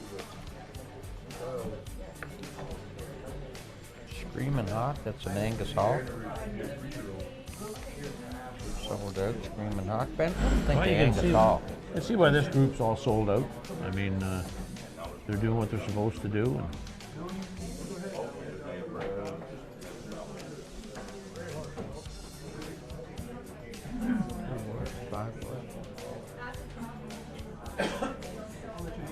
Angus Hall, he's getting up there in age, is he? yeah, he has. You know, he's got a legacy in the province, though. He's done what he was supposed to do. You know, and I see him now in the broodmare. There's quite a few mares off of Trent. Well, a good colt of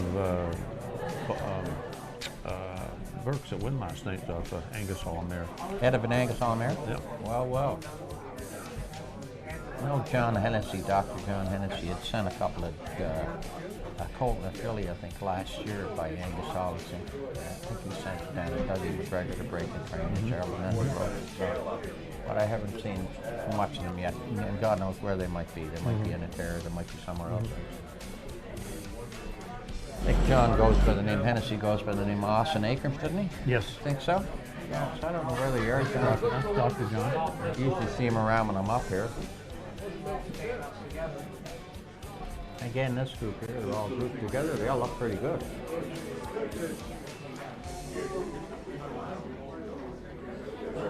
The 5-horse going to the fronts by Uncle Peter, and that'd be an interesting to watch those colts progress. He was a great. This is his first crop great this family. year. Yes. Father Patrick, Uncle Peter, that's their first crops out. Yep. Well. What do you think of that? What do you think? They're pretty high-end stuff for Uncle Peter. Oh, they'll show pretty up. good at the They'll sale. show. Oh yeah, they sold well, and why not? You know, so. Breeders' Crown, the 2-year-old winner. And I don't know whether that's Anthony doing a little speeding out there, but he's going to the front. Anthony knew what he was talking about when he was telling us that he really liked this. Yeah. Where Were You Ultra? Yeah. It certainly looks the part there. That's Raleigh for life. Yep. Family of Mr. Herbie that you were talking about. Great. The good old family? Oh, yeah. There you go. Yeah, Well, this first crop here in Ontario was the Royal.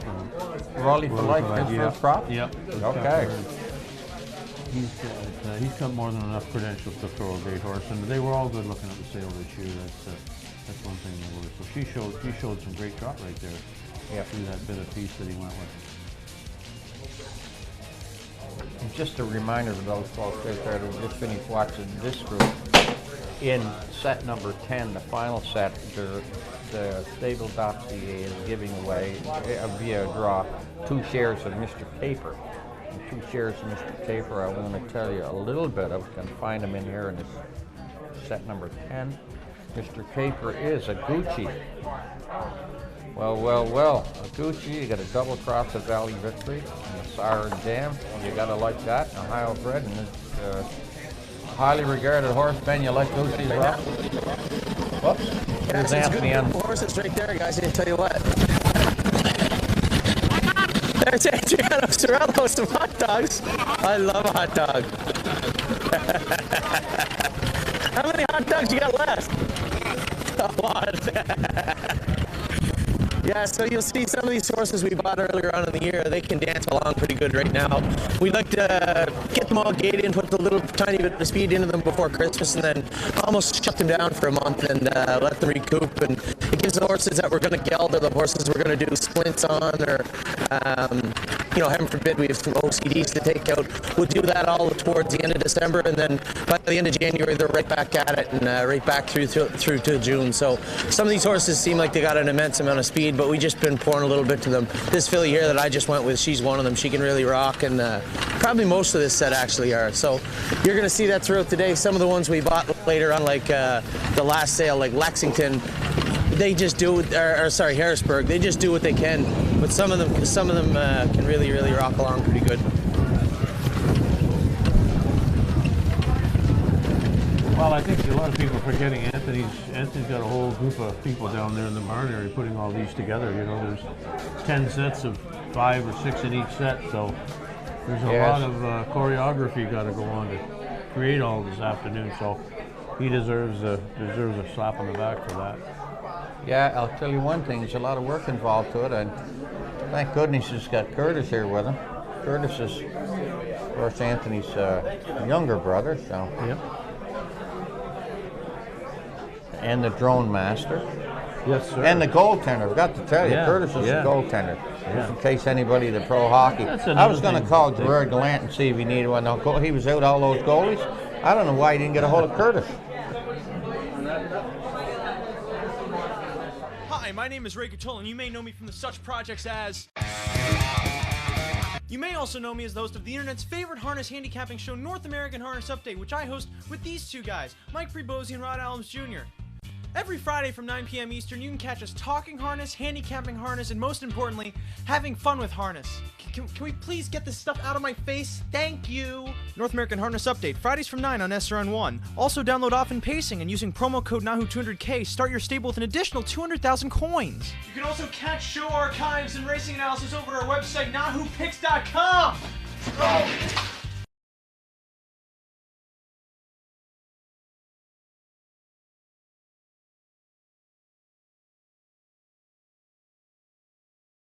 I'm here with Scott Bako, a blacksmith. First, we're going to talk about a little bit, what is a blacksmith? Originally, a blacksmith was a term used for anyone that worked with metal, and they shod horses as well, but now it's turned into more of a situation where, since we don't use the same metalwork as they used to years ago, more of people that just do the horseshoeing. So why do horses wear shoes? For the most part, it's to protect the feet. It can also be used as a way to aid traction in inclement weather, like the winter times here in Ontario. And what are horseshoes made out of? There's many different types of shoes. For the most part, it's steel or aluminum. There are some variations of plastic shoes, flip-flops like some of the horses here have on. So how would you keep the horses' shoes on their feet, especially when they're racing? Shoes are pretty much just put on with nails.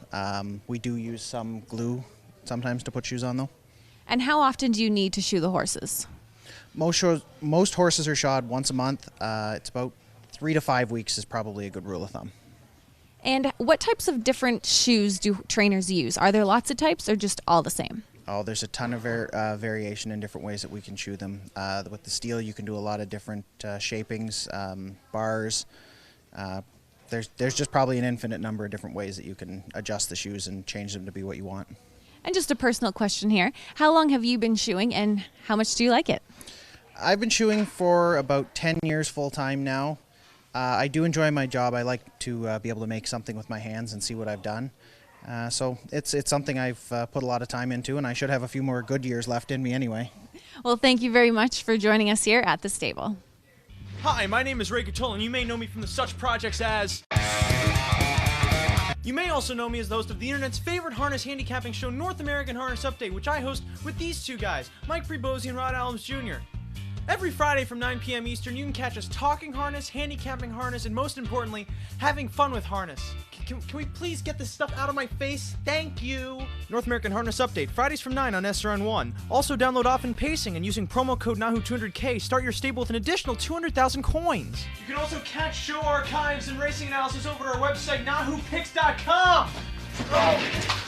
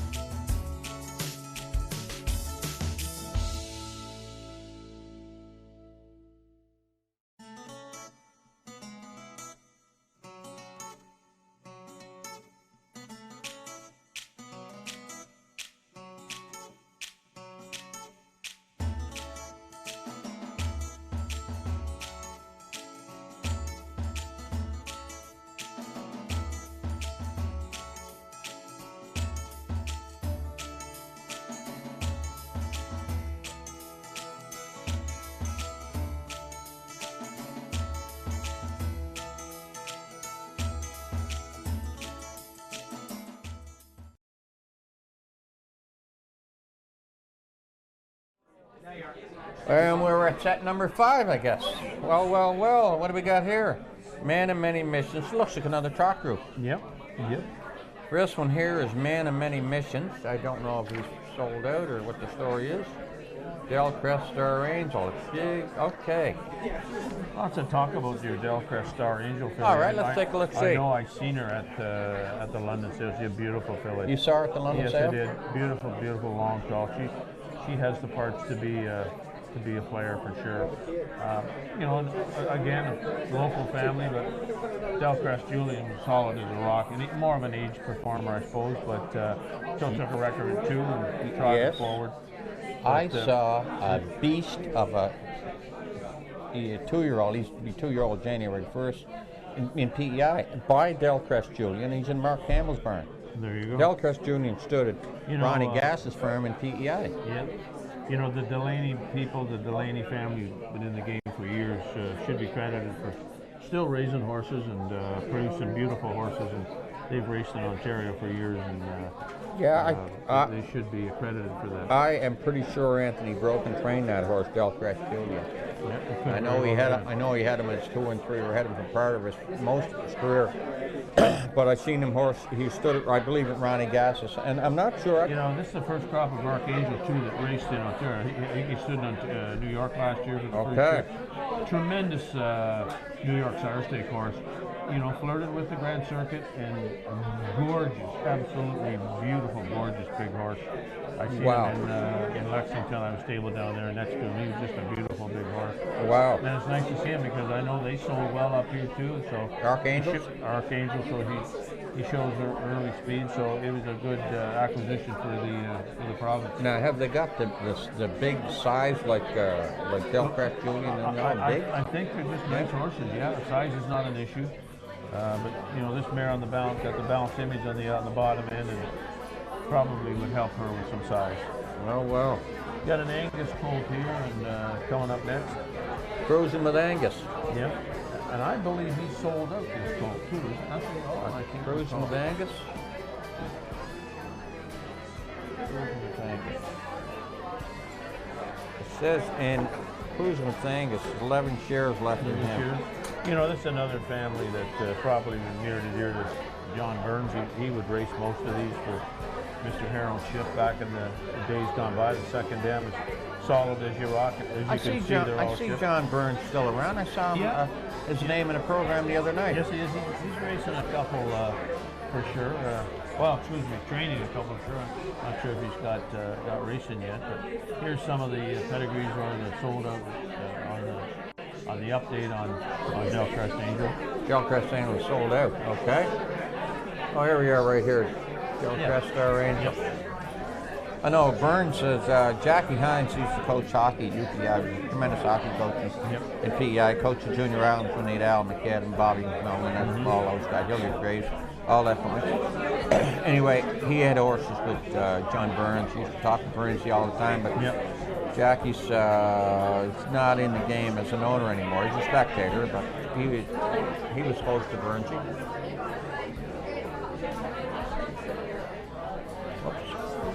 See the next colt, the pacing colt they have in here, Sunshine's Finest, and again, first crop of Sunshine Beach that stands here, and boy, they sold well, as I think we've alluded to earlier. They sold well, but there's a family, a production family, Cam Best Dam, which I absolutely love. Anything with Cam Best in it to me has always been always showed early speed, and again. Armor Crystal, great solid backup family. There's a picture of Sunshine Beach there. There you go. Good looking big horse. Oh, gorgeous horse. Absolute gorgeous horse. So what about the Butler did it? There's another credit winner, and his sister too. 2-year-old that won this year in 56, as a 2-year-old in 17. It's a full sister to it. A credit winner, New York Stars.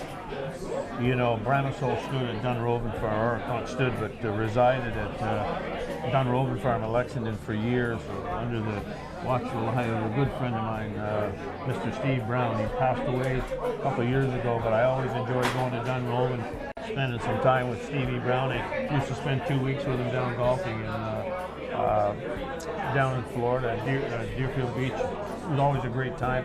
But what a solid family. Bramisol finally, she threw a great filly in Tony Alonia's Caprice Hill. Oh my Mr. Tom Hill. What a great mare she has been. So it's nice to see that on that page. If that can translate a little bit up into the second family, who knows? You could have a serious player.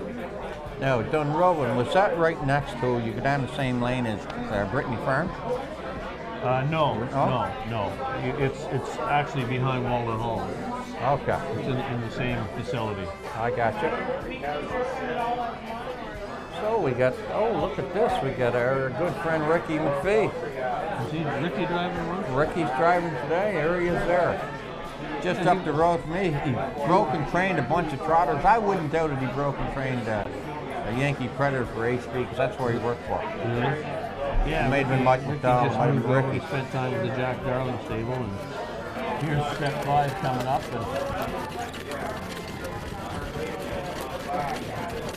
Okay, Anthony's Anthony's home up there. You know, they're getting them in and out as good as you could possibly do when you're dealing with a bunch of 2-year-olds. Anthony's getting the jump on these guys. He must have picked Delcrest Star Angel himself, did he? Heard you talking about him, get off one and get on to this one. Yeah. Let's get a look at where. I'm sure a lot of them are all right. But, there's Delcrest Star Angel number 2. Well, Auntie's got him up near the front. Even this early. No, I don't think so. Anthony just removed. Okay. Anthony's going to the front. All right. Yeah, we got to get the colors for next year, Anthony. We got to go see Curtis, and I'm glad you brought that up. But anyway. Yeah, they're doing what they can do. The track's in pretty good shape, really. Yes, it is. What? Yeah, as I mentioned earlier, I mean, we could get anything here at the end of November, but we've had a decent month, and it's translated into a decent racetrack for these guys. Yeah, I see people stopping on the road out there, watching what's going on here.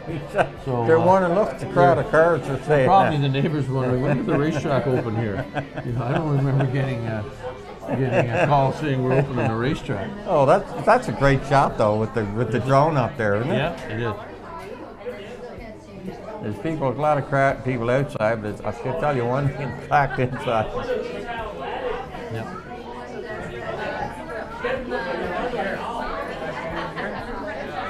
Oh, she is a big beast, that number 2. Mm-hmm. The filly that Anthony's going with. 4 is the Butler. It must be the Butler bit, is it? No, that's the Sunshine Beach. That's another biggie. You know what? Next year, what suggestion would be neat? If they could get track it for us here, we can just track the numbers for us, and then you don't need to have any colors on them. Just let us know what number is what. But we'll get them working and put trackets in the back pads. Okay.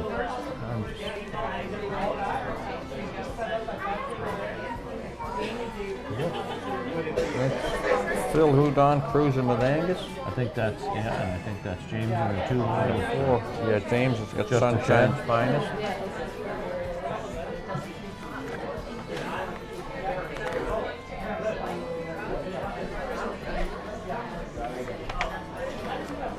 Sunshine's Finest. That's Sunshine Beach again. What do you think of him? What do you think of Mr. Sauer? Got a chance to be special? Or?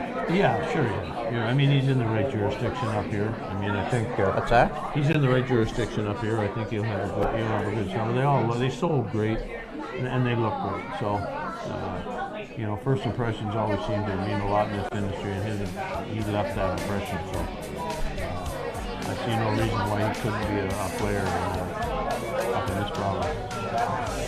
Well, they're certainly the good-looking ones are big and rangy, and I like looking. I think that's Ricky McPhee trying to slide onto the front there, isn't it? Well, I gotta give our old buddy Ricky a little plug now every now and then, I gotta run into the family back home in PEI, so I gotta say nice things to Ricky. I always do anyways. The McPhees are always notable. real good horsemen and hard-working guys. Yeah. I wonder if he's as good a golfer as he says he is. Oh, Ricky? Yeah, said he played a little golf. Yeah, a lot of those guys, a lot of those horsemen talk a good game. Yeah. I mean, I don't have to talk a good game. I know I'm rotten and I love it. He might have just been sandbagging a little bit, but yeah, it wouldn't surprise me. No, Ricky. There's one thing about the McPhee's, they're a pretty competitive group. Yeah. You know, I'm sure if they get the golf beat them one day, they'd be out the next day at 7 in the morning to work at it. I see Ricky's wife here today too. She's over helping out.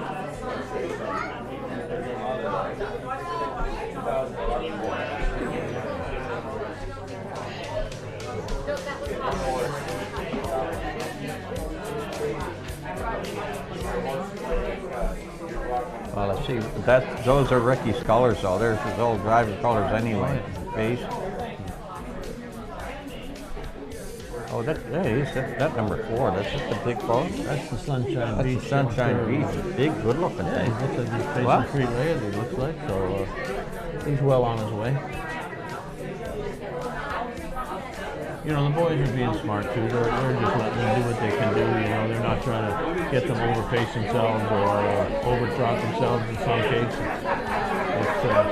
It's again for the people that own these horses. I mean, this will be a thrill for them if they can't make it here. You know, as I think there's 10 or 12 countries that own some of these guys. There's people from Poland watching today. They have shares in some of these horses. So I mean, imagine sitting back there in Poland. Absolutely. Well, I mean, as I mentioned earlier, it's got to be a trickle effect for everybody. The breeder, the trainer, the driver, everybody. They've got something on the track to look forward to. Anthony told me one day, he said, yeah, we got 109 owners in 10 countries. He said, yeah, I can see what's going to happen. He said, I can't wait to get into China. Yeah, yeah, I know. I know. Oh my goodness. I don't know. Oh, we're not surprised. You know they love it over there. Huh? Oh, they love horse We racing. have a lot of Chinese, a lot of immigrants from NPR right now. And they own a lot of businesses in PEI. See a lot of them at the racetrack, and they like to gamble too. Oh, hey, that's nothing wrong with that. Yep. You need crowds to build up the bet. It's good for everybody. I remember the old days of Greenwood. They used to have an Oriental Day, and they used to reprint the program in Mandarin or in Chinese. Really? Oh, absolutely. And it was packed. It was absolutely packed. A great day. Here's Anthony. He's going to speak there. Okay, Anthony, far away. They look pretty good. They all look good. Yeah, the filly on the front, she was really, really hard to break when we first got her, and she's she actually likes her work now. She laid the rest 3 aprons off the job first week we had her.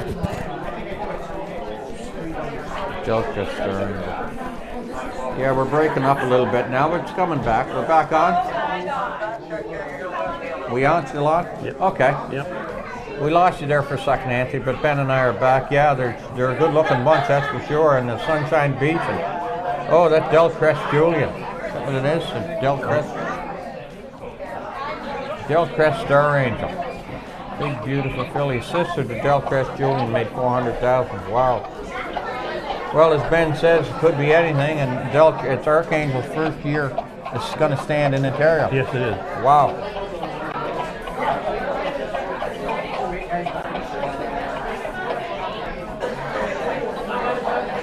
Well, that's a nice name. The Butler did it. Oh, it's a credit winner.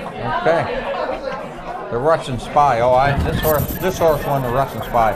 Won the day after the sale. Oh, really? Yeah. I remember watching the sale, and I said, this horse is That's always nice to know for the purchaser. Yeah, if I was the breeder, I'd be a little upset about it, winning after the sale. But who knows what it's going to be? Instead of a big, as you like that family. Yeah, this horse here? Yeah, oh yeah, Bram. So, well, I like the family, but I love the man who owned that family, Stevie Brown from Dunrogan Farms. He was a maker's mark and big cigar man. He was close to my heart, that guy. He was a lot of fun. I'm getting a You lot gotta of, be- you gotta be careful. We must be doing okay, because I'm getting a bunch of texts here telling the people that we're doing okay, so. Well, I'll tell you what, I got to be careful up here. I can't be talking about bourbon up here, Canadian whiskey country. Oh, the geez. people of Wise are going to be phoning and say, "Let's, what's going on, Canadian Club?" Oh my goodness gracious, we didn't mean that. Oh, I guess you can go down there. When you're down in Kentucky, you got to drink bourbon. Oh yeah. Oh yeah, absolutely. You don't have to be in Kentucky to do No. it. You know what? Just off topic, but I went to the Jack Daniel's Distillery tour in Lynchburg, Tennessee last year.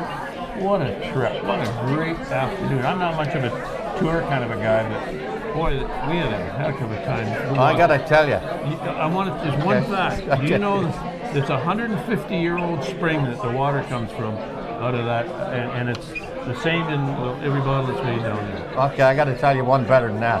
I did a tour with 3 or 4 guys from the island, and these guys are not teetotalers, the guys I was traveling with. Okay. Right? What tour? At one of the distilleries. It was in Lynchburg, Tennessee. Oh, no. That's where I was. Yeah. You know, across the bridge, though, into Kentucky. Yeah. We did the tour, and when it was all over, I said, I can't wait, boys. We'll get up there and get a crack at the bourbon. Dry County.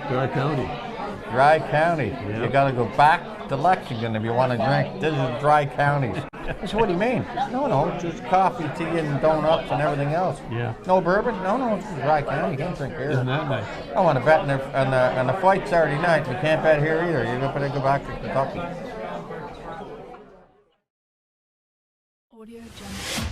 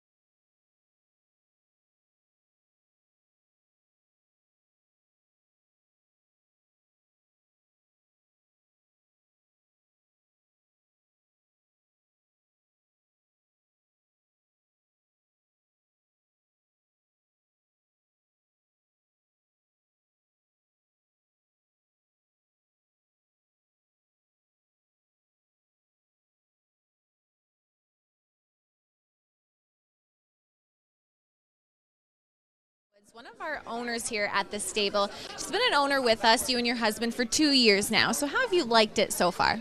We've really enjoyed being part of the stable. The meeting of new people, the horses, coming out and watching our horses train all the time. It's a great experience. It's a great hobby. That's fantastic. So speaking of your horses, you did have Road Run Speedster this past year and had quite the journey and watching him race. Yes, we picked up Speedster in January of 2016 after attending Anthony's seminar at Woodbine Racetrack. At the time, Anthony indicated that he was probably one of the best horses that he had in his barn, so my husband Ken decided that was what he wanted to do. We watched Speedster train down, we watched him race in his first set of races, we watched him win 2 golds in 2016, a couple of overnights. And then the next journey brought us to 4 grassroots in 2017, following him from Clinton, Sarnia, all the way to Ottawa. It's been rather exciting. That's so great that you've had such an awesome experience with a horse and kind of on a whim just joining the stable. So was there anything that made you specifically decide on the fractional ownership with the stable? Getting into horse ownership is very expensive, and people can't always afford to do it on their own. So when Ken read about the program on the Standard Bred website, he came down and he said, Peggy, there's a fractional ownership program. Do you want to go and hear about it? And I said, sure, why not? We had owned, again, a tenth of a horse several years ago through the mentorship program. And we really enjoyed that experience, and then got out of it because the expense, and you just didn't know how to get back in. And Anthony provided an avenue for people to come in at whatever percentage they wanted. Yeah, that's come up a few times today talking with the owners, that it's just so great that you can own as little as 1%, as much as you want, and a few horses if you decide as well, then on more than one. Yeah, it really is. We started out with 10%, and we ended up with 15% of Rose Run Speedster. And you don't know where it's going to take you. That's so amazing. So I know you and your husband come here quite often to watch the horses train, watch the babies train down, and then as they make it to the races. What's your favorite part of watching and coming here? Watching how they grow and what the trainers and the grooms can do with them. And over the last couple of weeks, we've watched the yearling that we purchased into this year go from breaking, not breaking, to breaking some more. And today she trotted out there like she'd been doing it for the whole year of her life. Just watching them come down and see how they can improve over time.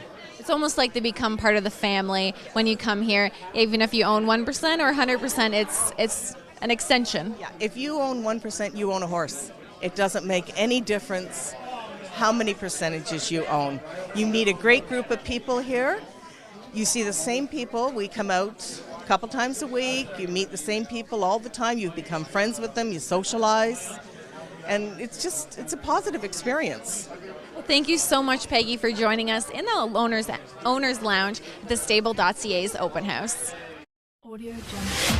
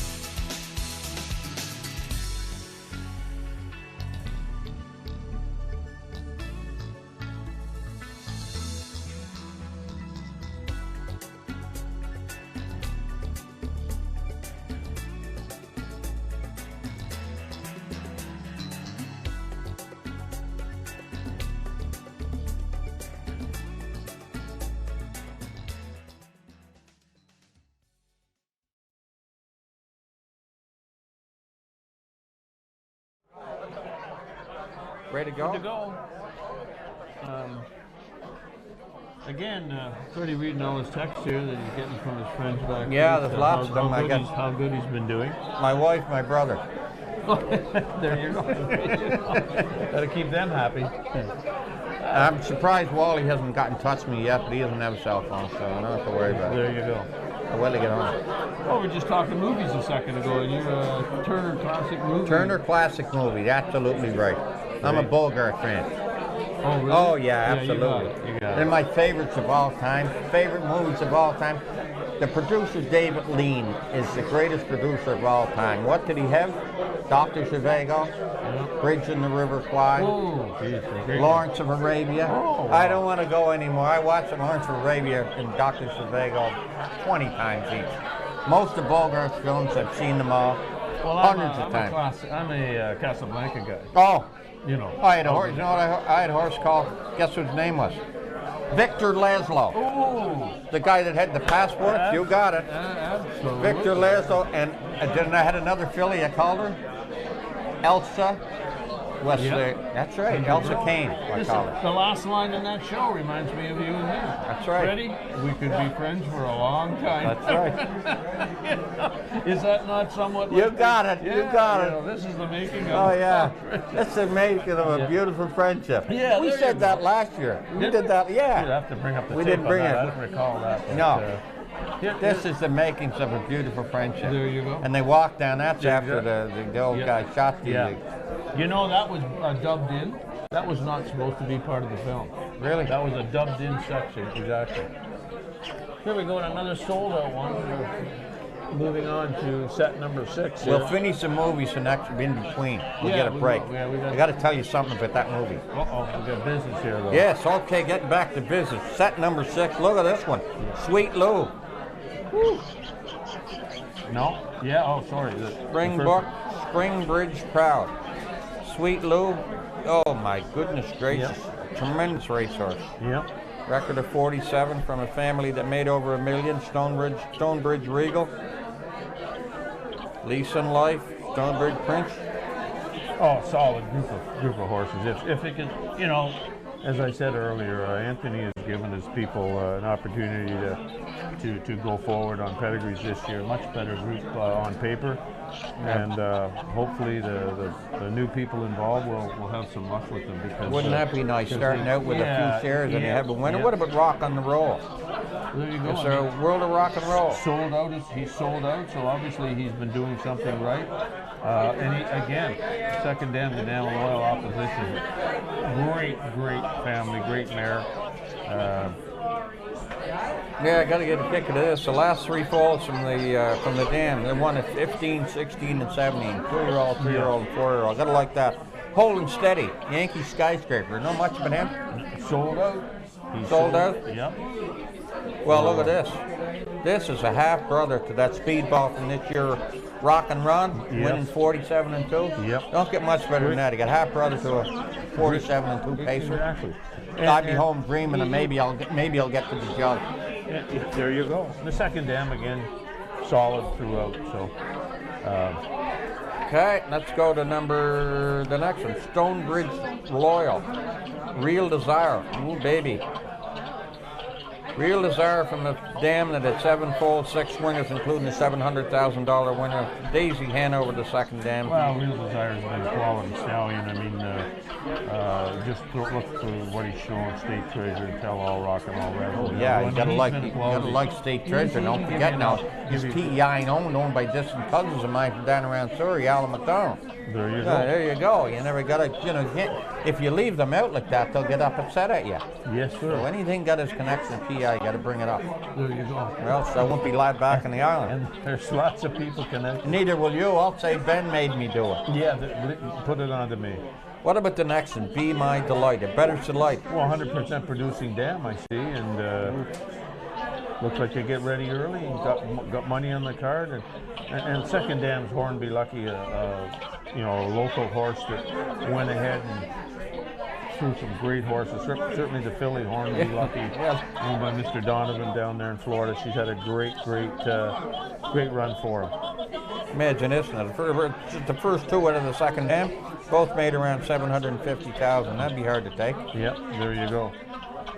A funny story about Lucky Better. She was, I believe, sold as number 5 at Lexington. She sold very early in the afternoon or that evening. And I had spoke to Brad Grant about maybe purchasing her because that's a family. The Hornby horses were named from where they lived out in Hornby. Okay. And he said, "We'll take a run at her and buy her if you can."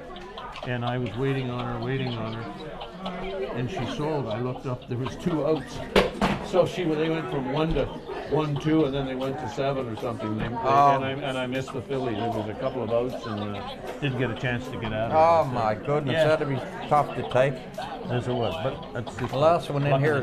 The last one in here is Maintenance Man. Well, first of all, it's better just to like. There's lots to like right there. Absolutely. And he's back in Ontario here, so. Oh, I saw this colt yesterday. It's a great looking colt. Now, where is he out there now? Let's take a look, see who's got him. Set number 6, we have. Set number 6, Maintenance Man, Danny O'Brien. Number 6.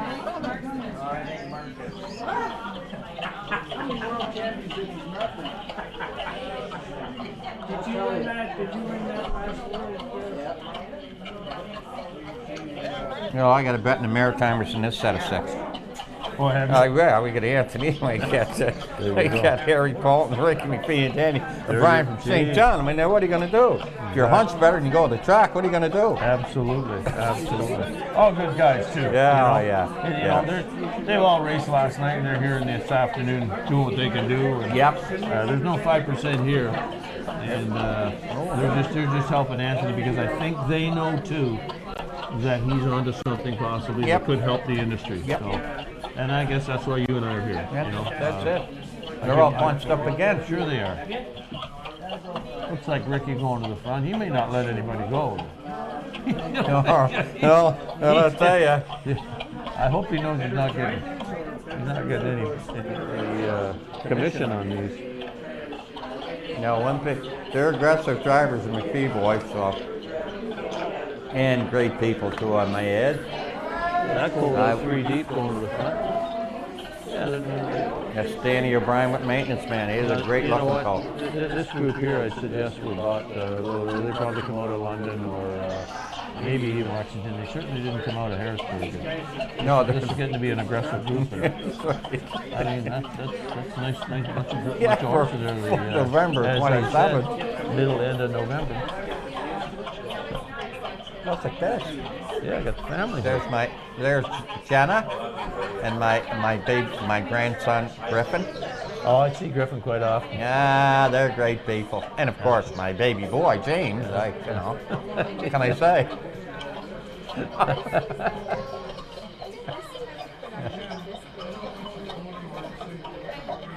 All we need is Reese here and you'd have the family here. They're a great bunch. They're all bunched up together. As Ben says, it looked like this bunch for the early bunch that were bought. They had to be that. But they're a little bit far advanced for this stage of the game. As I said earlier, if you're sitting at home and you're 1,000 miles away and you never get to see your horse, you can certainly watch him here and be quite proud of what he's doing. It's funny, you even get a little excited. Yeah. Or you may even get on the phone and buy some shares. There you go. Yes, I'm sure there'll be movement after today. Oh yeah. Why wouldn't there be? 4 and 5 wide for November 27th. James, that's a pretty good bunch. You can't hear me. He's worried about his penguins getting beat up. Hey, Griffin.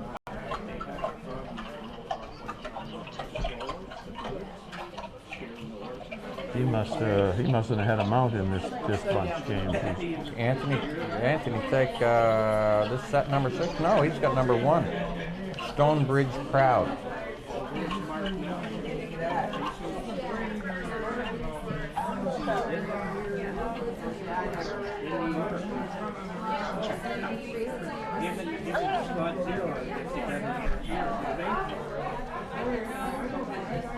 We're finishing up here, but I tell you one thing, it's I like the. I was down and looking at him yesterday. At maintenance man. Oh, what a good looker! What a good looking colt. Yeah. Yeah. Funny, you know, He's got the paper. one that you mentioned there, Archangel. Yeah. I looked at him. He looked something like the Sunshine Beach. Big and rangy. Yeah. He looked good. Well, he's the son of Credit Winner, and I mean, Credit Winner himself was a gorgeous big black horse, and that's what Archangel is too. Just a very attractive, handsome big horse, and he certainly put it on the racetrack as well. So there's no reason why he shouldn't be a great sire here in the province. Well, anybody out there looking for Archangel shares, Ben, I was thinking of buying a couple. Now you There just, you go. it's going to cost me more money. I think we might have to do something next year about these post times. We're an hour behind here. And, well, he's in Atlantic time now. You're in You're going in the wrong time. You know, I may be 6 hours behind. I forgot to tell you. Been He behind all didn't my tell you life. that, did he? Been behind all my life. No reason to change that. So.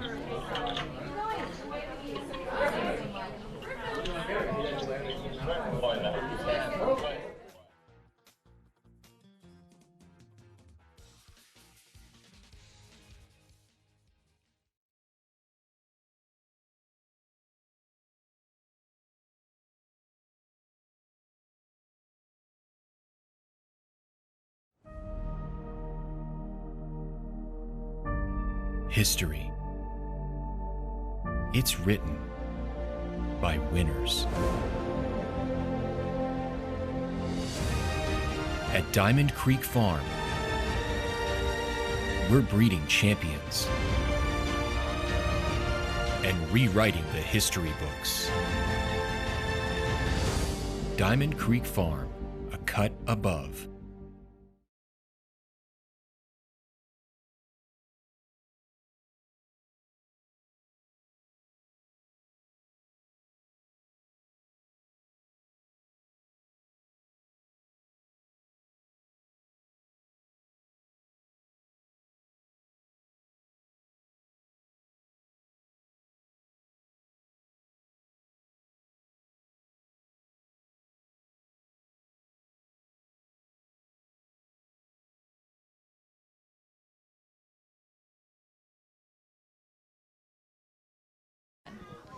Hi, Jamie, back here in the Owner's Lounge, and I'm with Adriano Sorella, and he has done a wonderful thing with our open house here at the stable. You've donated your food truck for the day, so you've supplied hot dogs and French fries and all kinds of things for everyone here. Right, yes. It's a pretty big turnout. It's kind of surprising to see all these people out here, so it's, I wanted to do something for them, and this is what we did.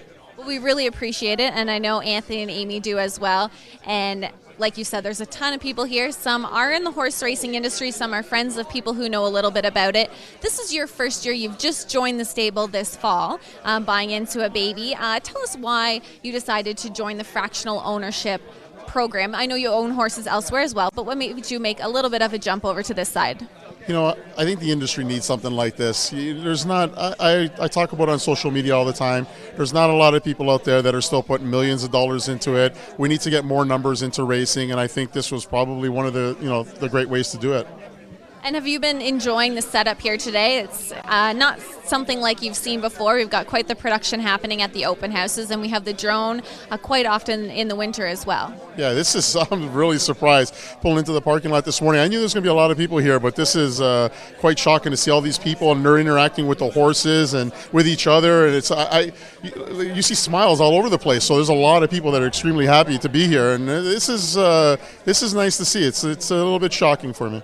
Kind of brings it back to more of like an olden feel where it was more family oriented and more people can get involved, especially younger kids can afford to own a horse because it is expensive. It can be. Right, and just looking around, I looked through the book, you can see horses that are selling for like $70, $100 a share. When I got involved in horse racing, it was nothing like this, and this is good. And you see people, and they're, like I said, look at these people. They're all happy to be here and get excited about owning a piece of a horse. And why shouldn't you be? Like when you're involved with these type of people, it's something good. So how did you first get involved in horse racing? And I know you go to the races and watch quite often. What do you like most about it? I actually got involved with syndication, the SBOA program that I got involved, and I got in for like $4,500, and that was many years ago. And I thought it was a great thing back then with people getting involved with, putting in a minimum amount of money, getting involved, excited about horse racing, and I did. And I spent millions of dollars since then. I've had a lot of luck with some horses, and it's we're here right now. So. Yeah, you've got to race in a few of the bigger races that are held around Ontario and elsewhere. And what's it like just watching your horses race? I tell people this all the time. I get just as excited with an overnighter racing for 12, 13, 14,000 as I do racing in races like the North America's Cup or the Little Brown Jug. And it's the same, it's the same sort of feel. You just want them to do good. And it's exciting to watch. So what do you most look forward to this season here as your first season with the stable? Actually, I want to see how they progress. Like, I think the new ownership thing with getting people involved, I think it's a good thing. I want to see how they progress down the road, making things a lot easier for people.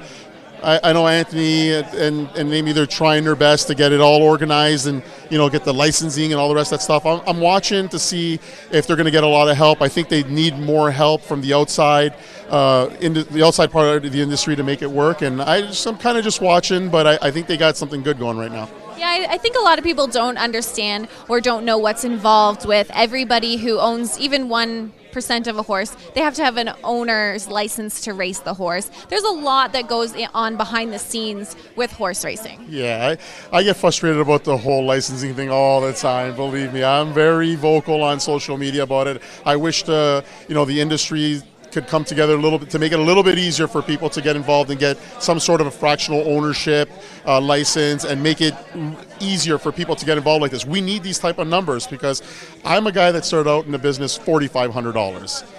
And I've, this year alone I spent, hundreds of thousands of dollars on racehorses. It could happen. There's people out there that are just getting their feet wet and little by little they're throwing in a little bit more money, and we need that. We definitely need that in the business. And a lot of people who used to own racehorses that became a little bit too expensive with this fractional ownership program are able to come back in as well. I've actually met quite a few people that were heavily involved in racing, and they said the first thing they say is this is the easiest way for them to get back involved in racing. They bought in 3, 4, 5%. I spoke to somebody who said that he's into a bunch of different horses for over a 20 or 30% right now, and he said I used to own a bunch of these horses with this trainer, and it's nice to see there's a lot of people getting involved again. So it's not like they're afraid of the industry, they're just happy to be back in the industry, right? Well, thank you so much for joining us here in the Owners Lounge, and once again, thank you so much for providing the food truck, supporting the open house here at the stable. Perfect, thank you.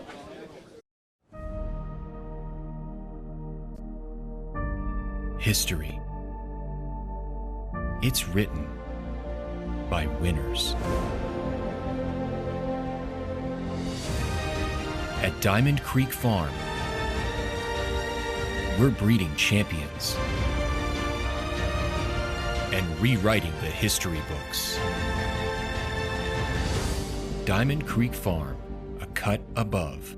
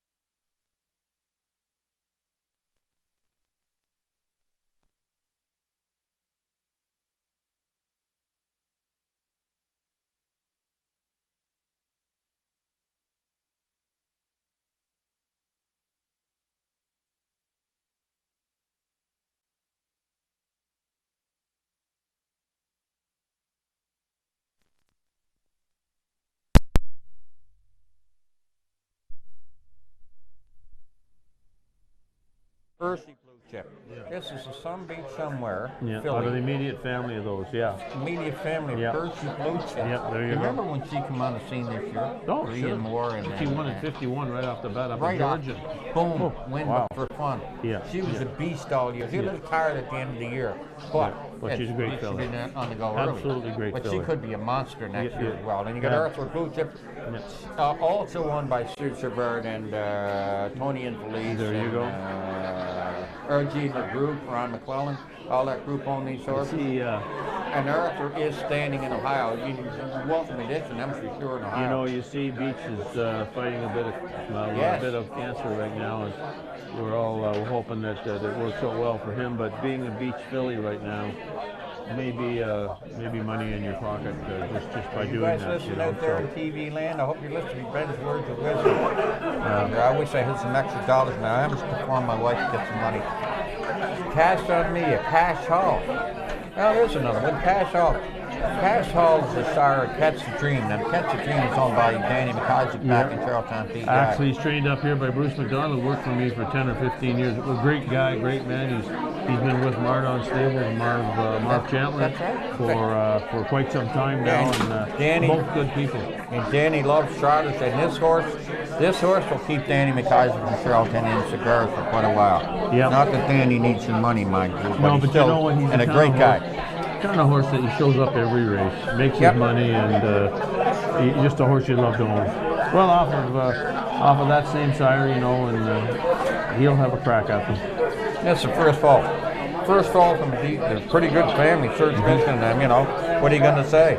First fall, a cash off. First fall of the band. Lots of light. Next one, boldness. There's a Muscle Hill. Muscle Hill's averaged 130,000. You know, in Kentucky. This pedigree here is a pedigree you could really get excited about if you owned a chunk of them.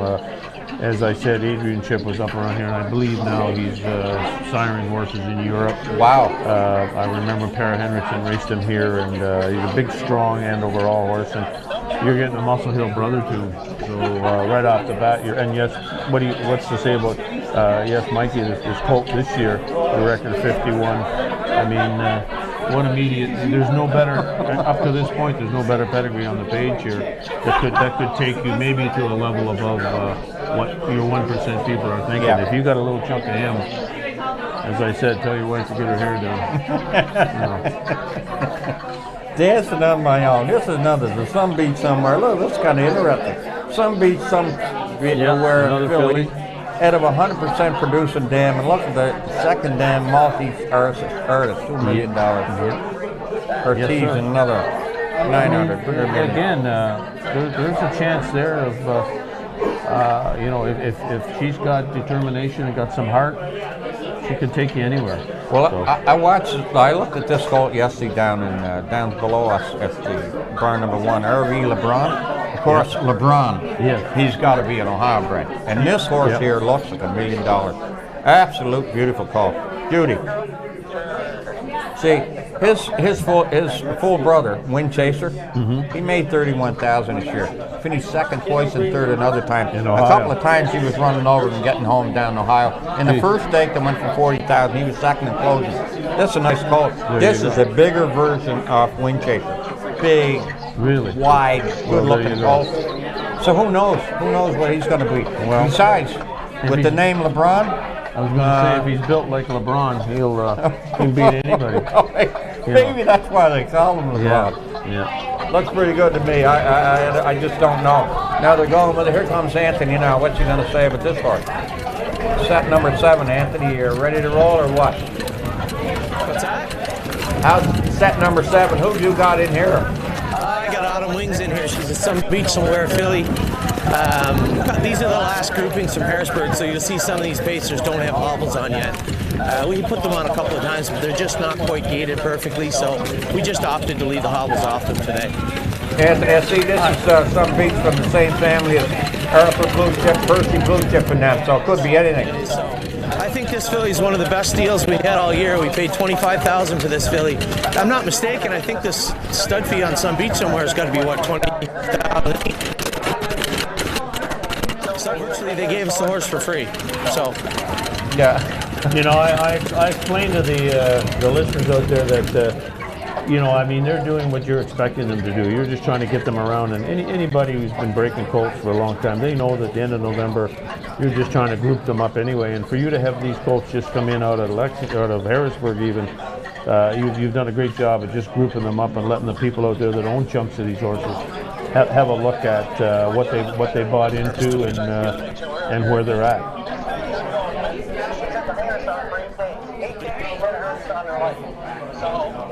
Much like the Kelly James is going with, who am I trying to see here? He was about 5 days ago in Delaware. So this colt number 6, Harvey LeBron, he sent the harness on 6 days. You're breaking up a little bit. You're LeBron colt, I think. When I'm on the back stretch, you're not going to be able to hear me real good. There's 7 here, it's like a bunker in Chernobyl here on the back stretch.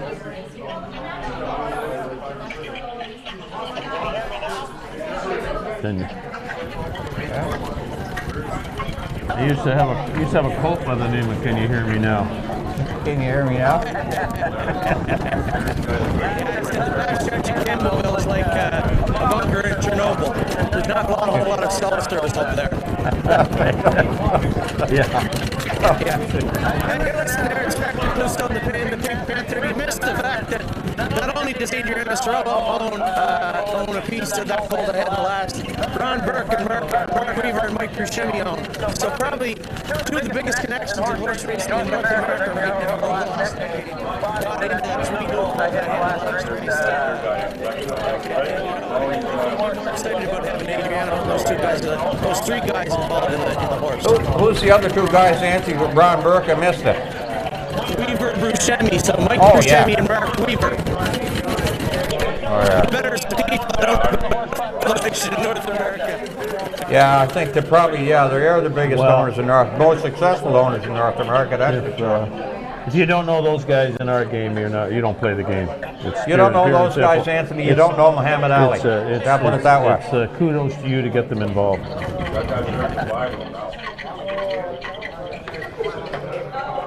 As I said, Anthony, you've given your clients a bigger chance this year by the pedigrees you bought them into and get them involved in. A lot of them here could take them anywhere.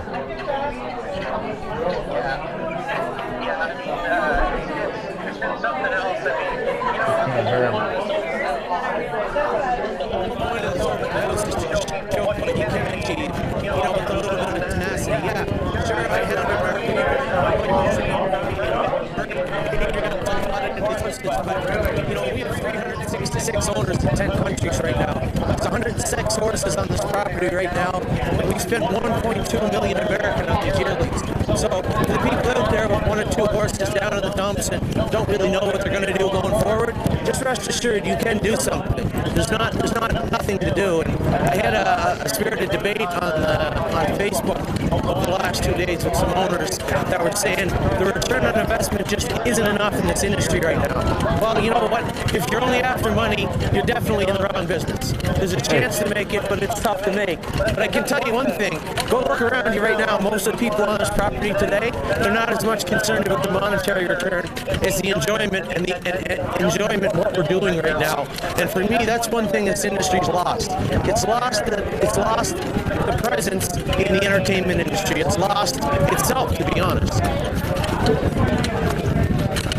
Well, pontificating was never part of your shortfall, so it's good to hear you haven't lost that.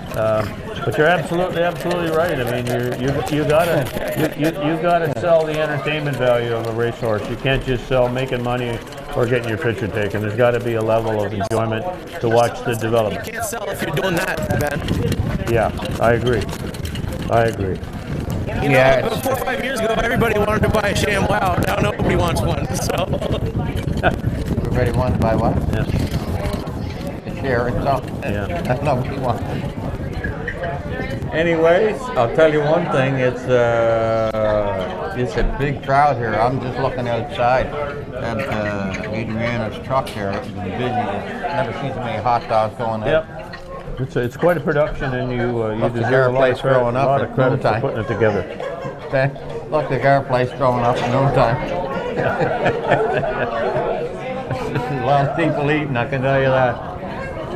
But anyways, I love this Hervé LeBron. I was down looking at my rookie fee had him out on the floor yesterday. I said, what is that? Really? Oh my God, he's bigger. He's much bigger than Wing Chaser was last year. And big. Geez, I'm just looking here. Well, you know, I can still get in. I might slip down to the barn. Oh, I'll tell you one thing. I'll have shares in them before the day's over. There's any left. I just love them. It's interesting, you know, of the five or five groups left. There's only 5 shares available for these horses of ones that are left. But again, to reiterate the point being that all these shares are reevaluated by their current owners and can still be bought into. Right. So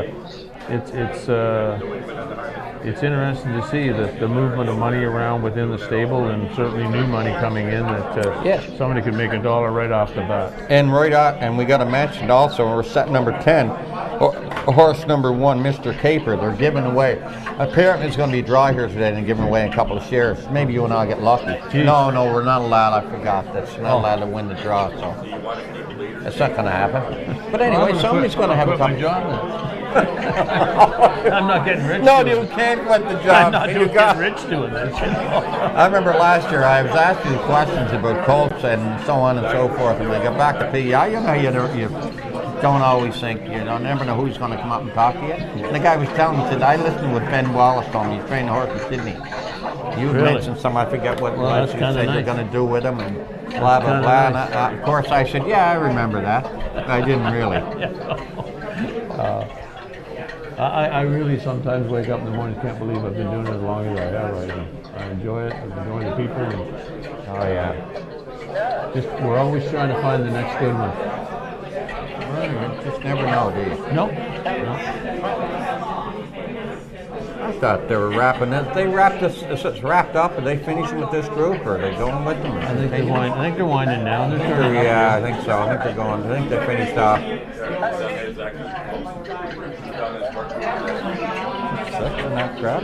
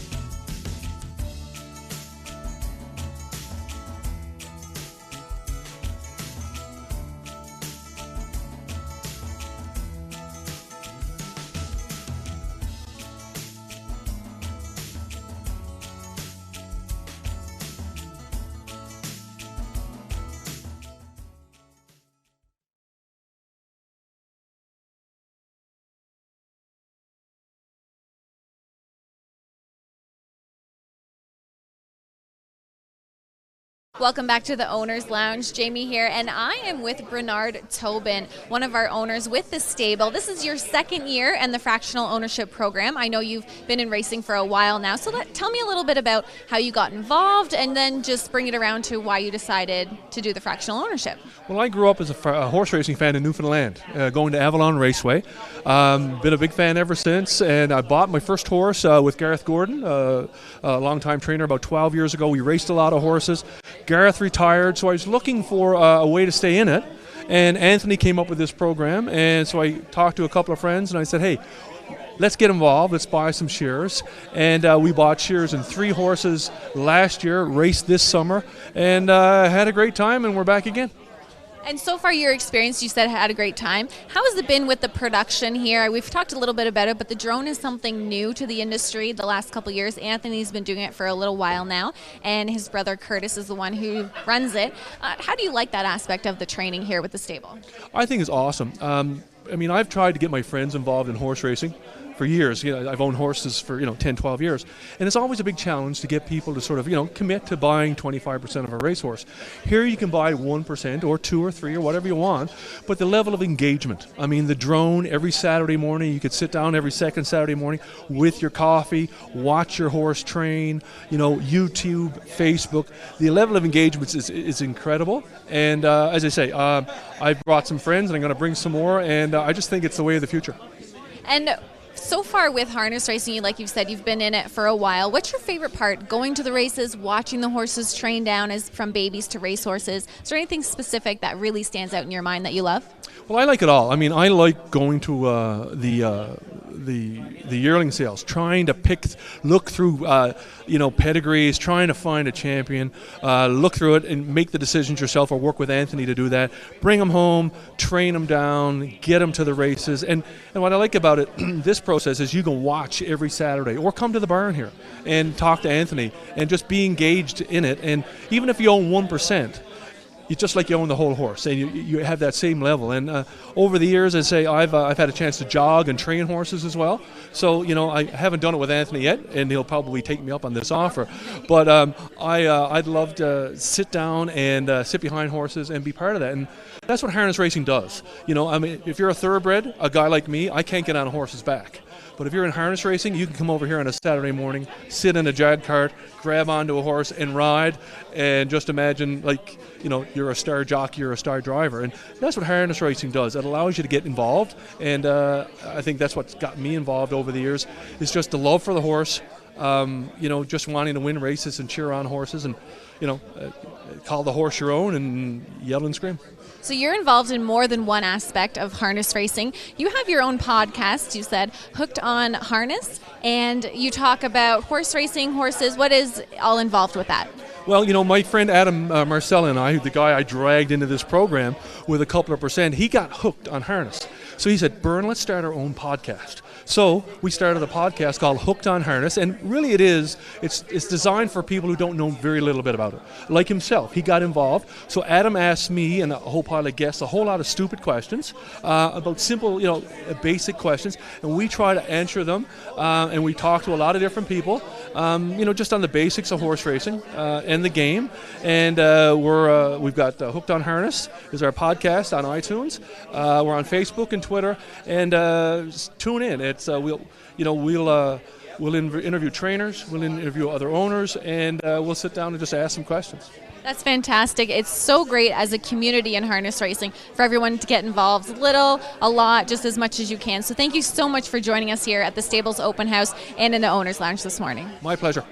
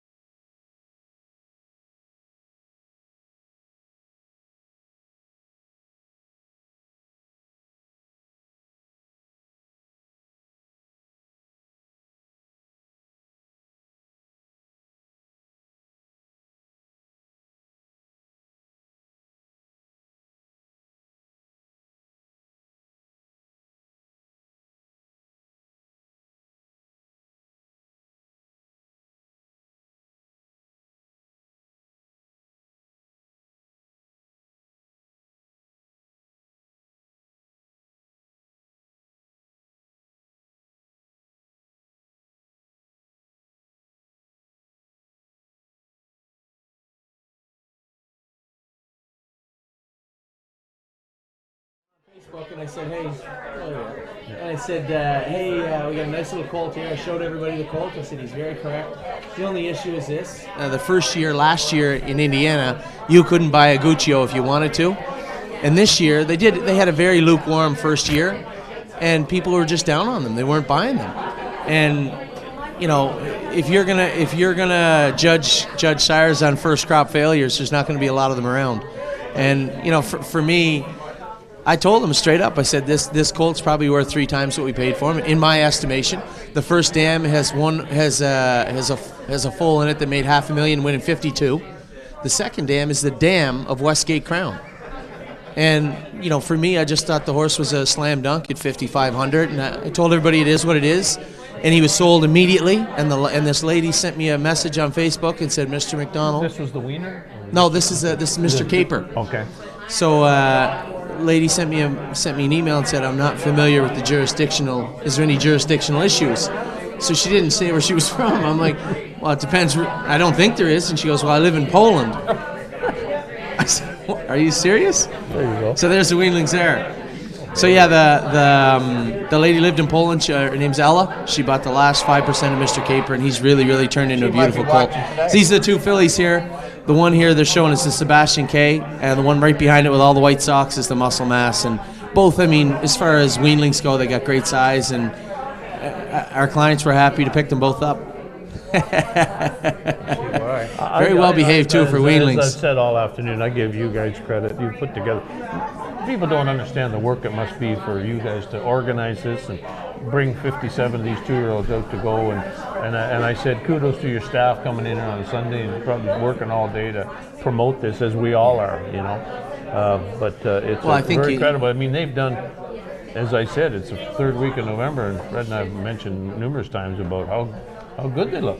I mean, we put a lot of work into them. There's a bunch of us still trying to get them gated up and mannered and whatever, and you've gone ahead and and I said, you know, it's so good. If you don't enjoy this part of the game, if you just think you're going to get your picture taken, you're going to get your picture taken. You know, buy a boat, because you got to enjoy this end of it. Absolutely, and this is what you're selling, and you're doing a hell of a job. It's and it's tightening up every year, as Fred and I talked about. I said, next year I want track it though, so I can watch the numbers when they're removing on the screen. we went just with driver's colors. And I said, there's the guy that can probably figure it out. Curtis, we'll just steal the chips from Woodbine. Yeah, we talked about. We said we'll just get drivers in their colors. And I said, screw that. We're going to go for Trackers. Trackers in the back pads. Absolutely. Look at our notes. I make notes every year. I'm sure Woodbine will help hook us up with Trackers. It shouldn't be a problem. What did Ben say? Right here's the notes for next year. If you get any more people in here, you're going to have to hold it at Woodbine. Oh yeah, it's nice up here. Go on outside. I just told somebody I think I got frostbite in my liver. Good. Anyway, it's really great, and you know, you hit it right on the head. For you, and you know, Dad flew up from PEI, and you come all, you know, to take time out of your schedule to do this. It's not just dead time. I mean, the people that come out here to enjoy this day, it's really something else. You know, people don't understand how hard it is to get a group of people gathered to watch horses do what they're going to do every day. These horses jog and train every day, but to come out here and have Adriano get a food truck out here and have people show up and have a good time, it's just great. And you were 100% right. And as I said, you're selling the video, you're selling the drone. You're selling the experience. That's what this is all about. It's about the experience. And I know that. It's shocking, though, the people that don't know that. You know, people ask all the time, they say, well, you know, you can talk and you can bullshit, so, you know, you talk to a bunch of people, and listen, I'm not that good. You know, 366 people in 10 countries own these horses. And for me, it's the experience. People love the fact.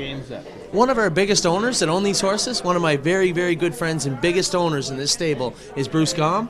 Right? He lives 45 minutes away in Toronto, Ontario. He hasn't been to the barn in 3 years. So it doesn't matter if you live in England, Ireland, Italy, or you live just in Milton down the street.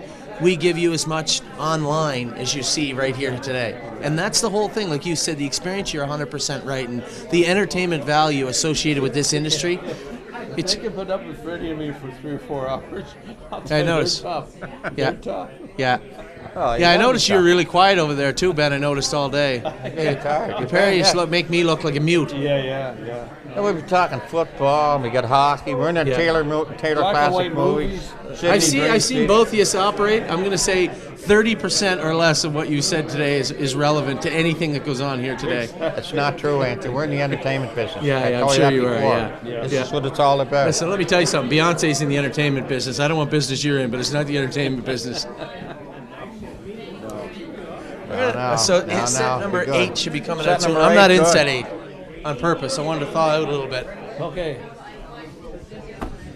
What do we got in set 8? Oh So Pine, Too Far Gone. As I said before, and you guys, it might have broke up when I was on the backstretch there, but some of these colts, you'll notice, and you've been around, since what, 1867. So when they started, when you're breaking horses, a lot of people take their time and wait. My philosophy is pretty simple: right or wrong, it doesn't matter.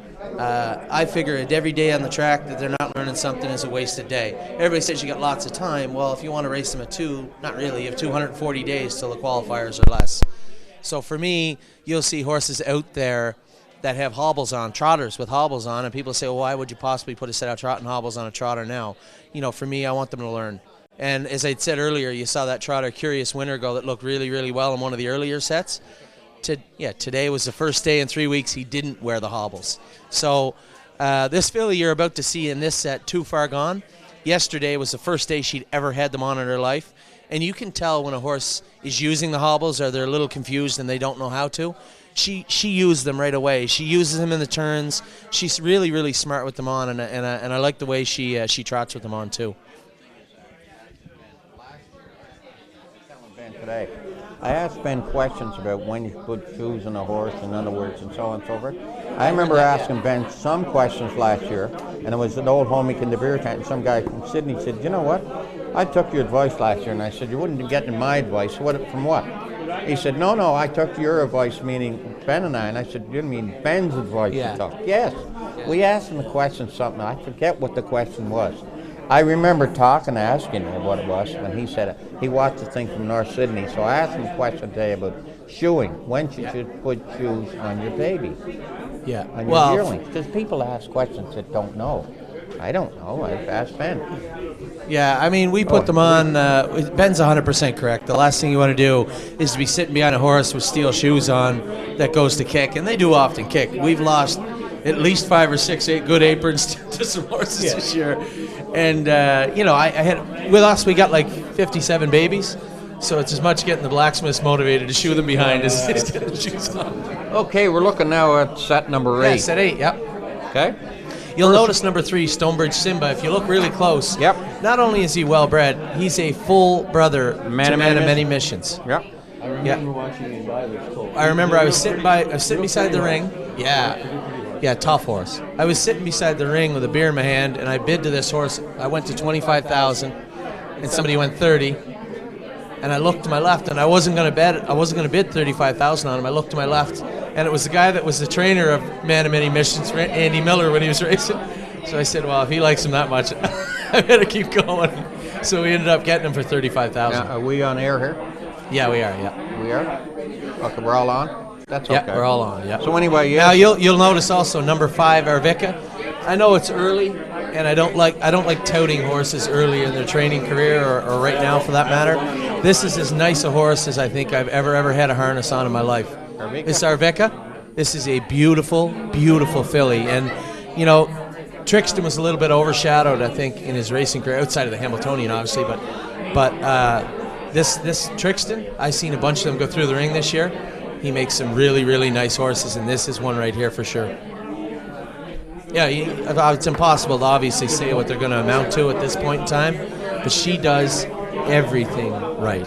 Well, as I said earlier, you have really given all your clients here much more of an opportunity, pedigree-wise, this year than certainly you did last year. And with no disrespect to last year's group, I'm just saying a lot of these horses could take somebody anywhere.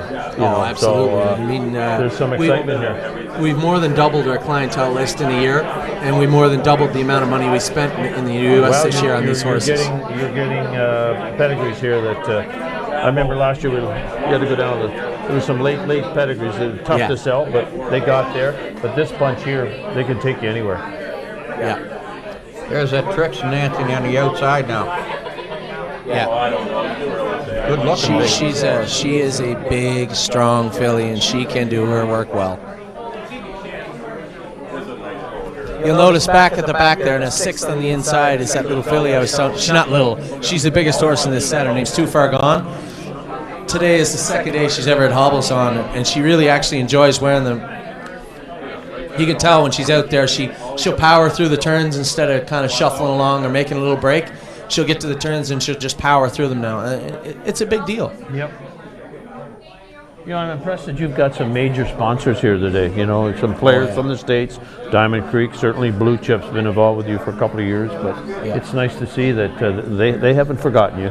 No, and they've been great. I mean, Tom Grossman, he got it from day one. You know, when I was really trying to get this off the ground, I got a phone call from him. I was trying to get his number, and I was actually asking Mark to set us up, but, you know, Mark doesn't have it. Yeah. Your brother. Come on. Yeah.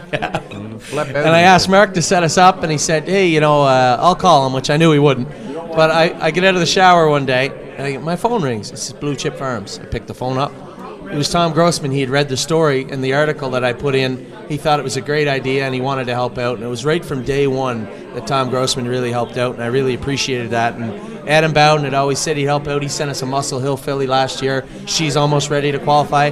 And nobody knows this, but there was a horse arrived last night.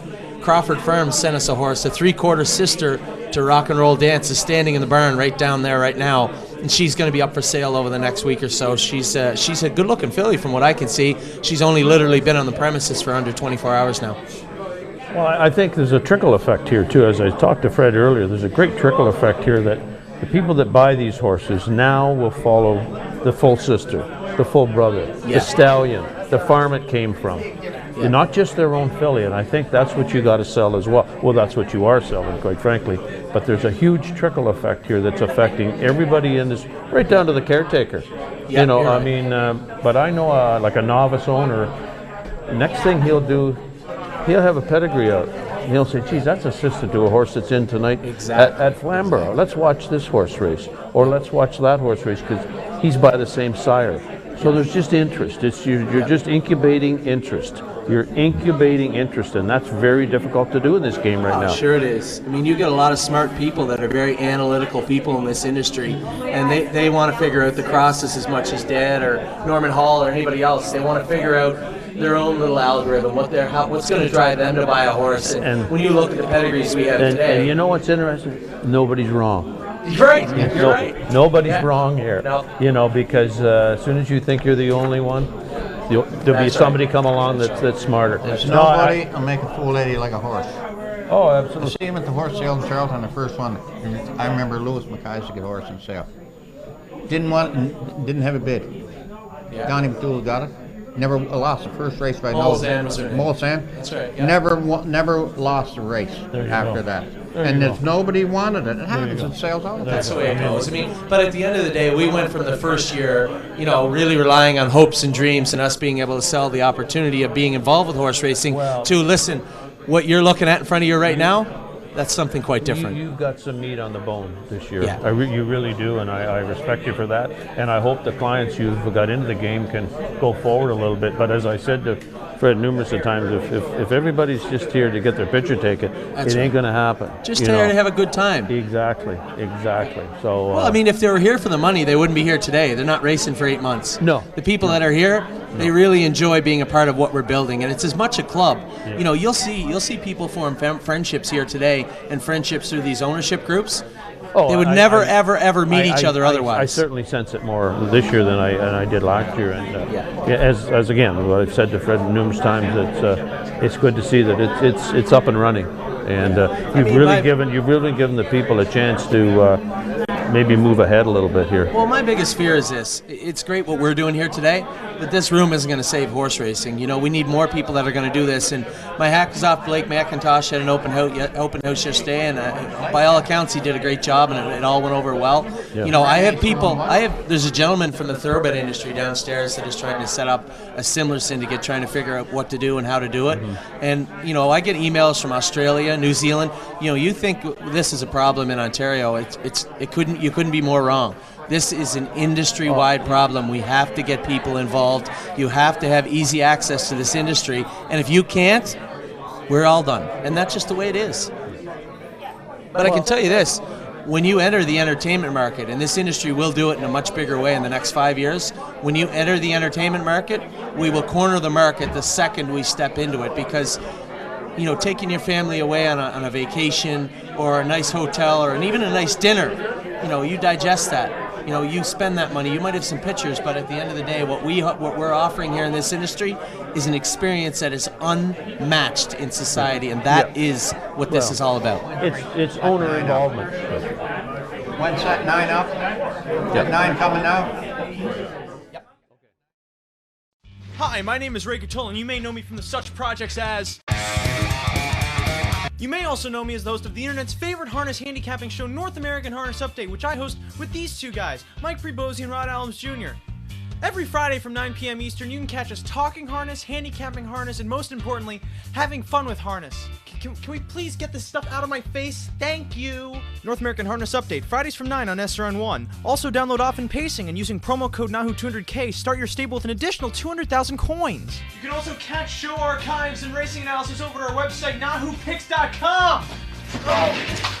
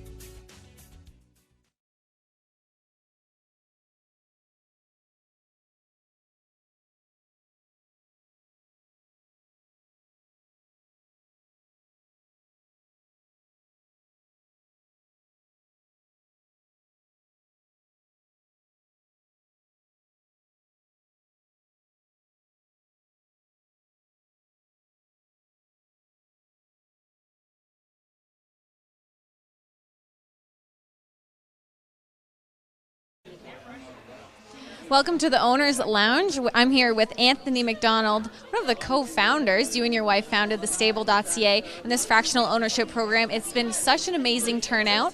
But right now we're going to do a giveaway. We're giving away 2 1% shares of a horse, Mr. Caper.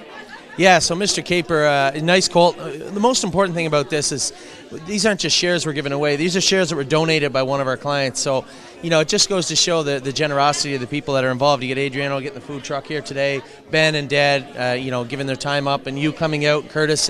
Everything that everybody does here is so important to what all this is. So for us, we are going to give away 2 shares today. We've drawn 2 names. We're going to also give away 1 share every single week in December.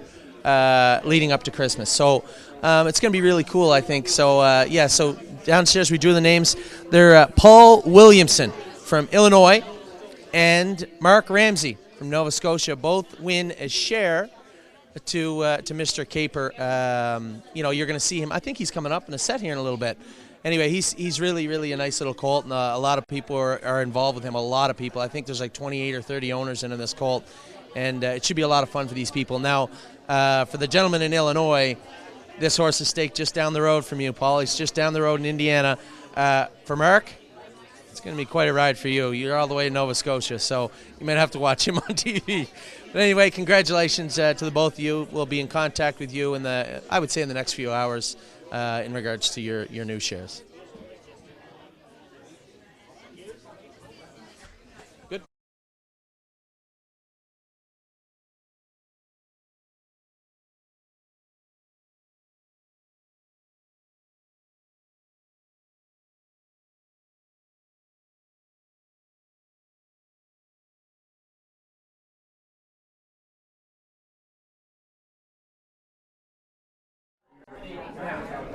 Oh. Ben, we're back. Set number 9. We're getting down there, buddy boy. Yes, we are. Right. We'll be home in time to watch the Turner Classic Goalies. Should be stored on today? Yeah, they're that's on. a Shenandoah. You gotta like that. Talk to me about black and white movies, please. Okay. I get enough of those at home. Captain Miraculous. Boy, interesting pedigree here. I mean, you got one of the most predominant newer stallions in our industry on top of a great old producing family like this. It's wow, nothing but excitement here. See, that family made $2 million. Yes, I believe it's a Bob McIntosh family, and oh yes, and you put Captain Treacherous into this blood. You've got to be thinking that there could be some fun had here. There you go. Anybody looking for shares in that horse? You just got it. Mo better Salite. I was just saying. I said maybe you're going to be racing with just gold this summer. It could be. And as I said, I don't want to be betting against you. What'd you say? What's it saying? If you don't bet on me, don't bet against me. You heard that out there, folks. Okay. I gotta like this call. He's betting against Spence. Well, I gotta probably bet both. I mean, what can you say? Better Salite's done everything he should have as a stallion and Mo, as they say in the name here. But this is a good old family too. Goes back to Bedazzler, which was a solid family throughout his career, and he's seeping back into the family here. First of all, just looking over here, sold out. Sold out, but that doesn't mean you can't buy shares. Somebody may want to, as we said all day. Somebody may want to make some money on their shares and sell a few. Look up. Here's another one, Ben, and this one's it's called after you. It's called Not an Angel. You like that one? Yeah, well, I've been called worse.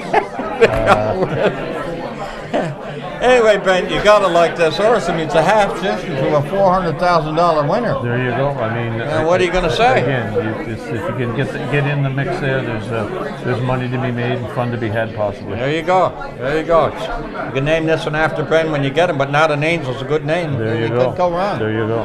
Ready for the beach. Yeah, this is an interesting new stallion, Beach Tree. He's a Beach Tree. He's a Sun Beach out of world champion mare, Worldly Treasure, and. You can put it into this mix here, and again, Go Daddy Go, another Bob McIntosh horse. This horse here, we saw him in the Gold Cup House a couple of years ago. Did you? The same guy that had Big Boy Dreams. Donnie McRae from Vernon PEI owned a piece, and probably still owns. And his son Stephen, they own this horse. Own a share of this horse. There's an immediate family of a good bunch of race horses, and first foal, no pun intended. Quite frankly, I think they've been as good broodmares as they had as race horses. So you put that in the mix, and again, fun could be had. Okay, the last one, tomorrow's headline. Tomorrow's headline, another sports writer. Well, there you go. As I said, no pun intended. Being a broodmare sire there, look what he's done.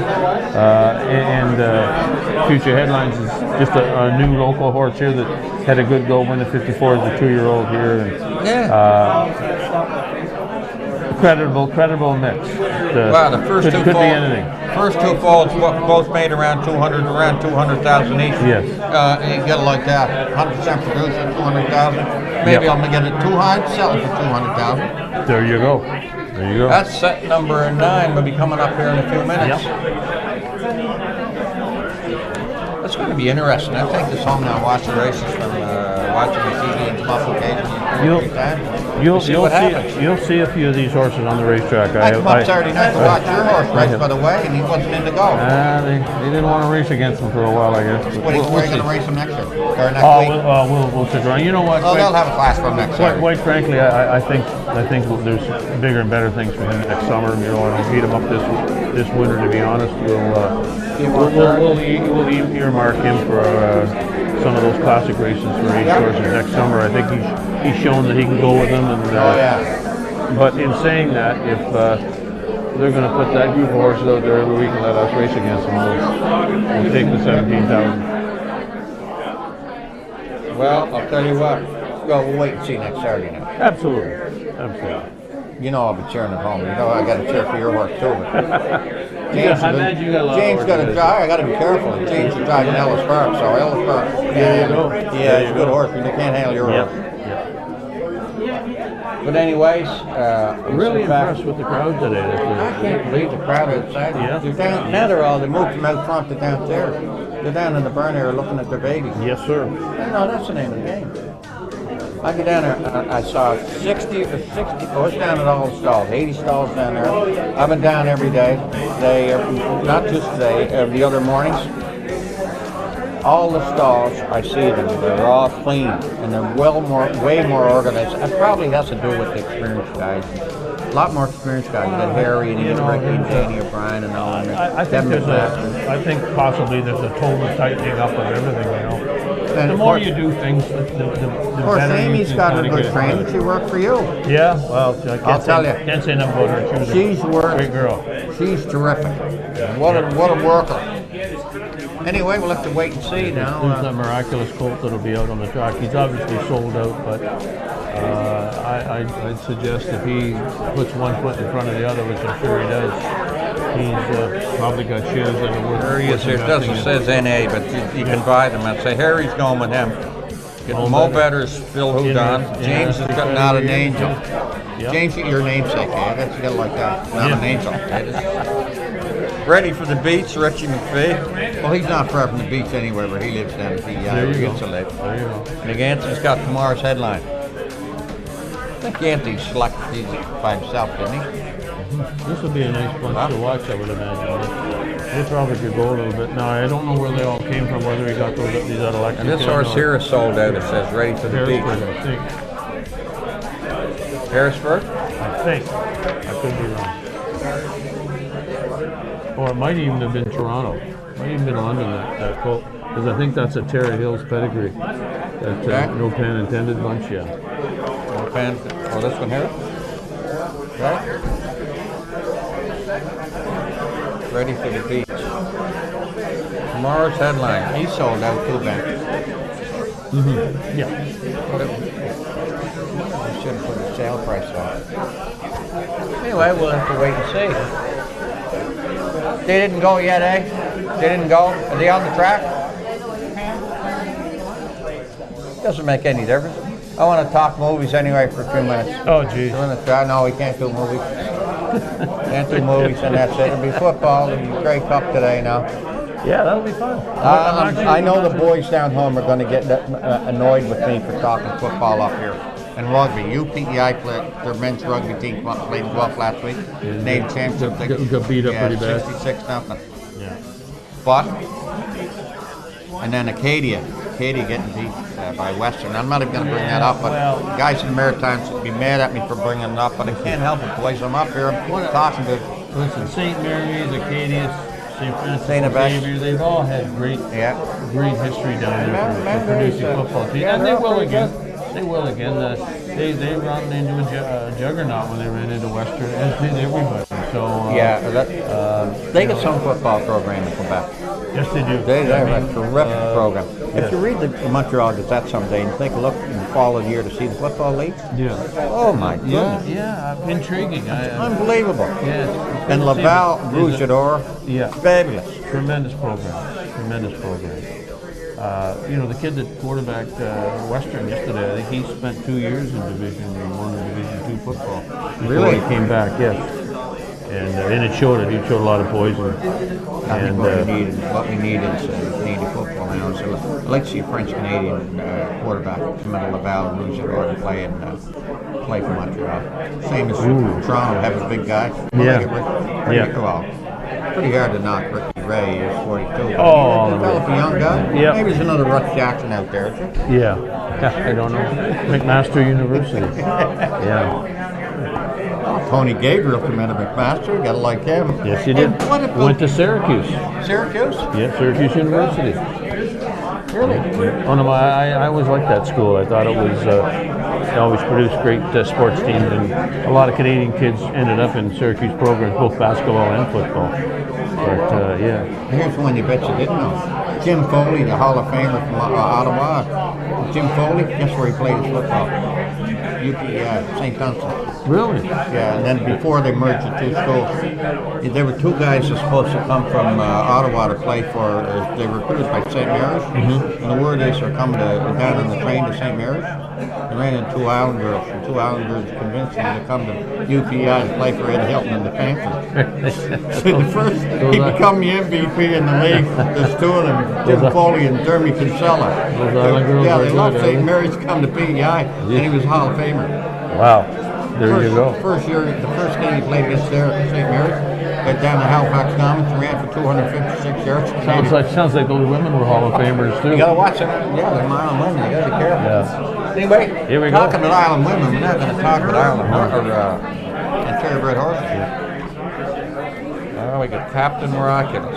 This will be an interesting bunch. Now, is this bunch where were these bought, early or late?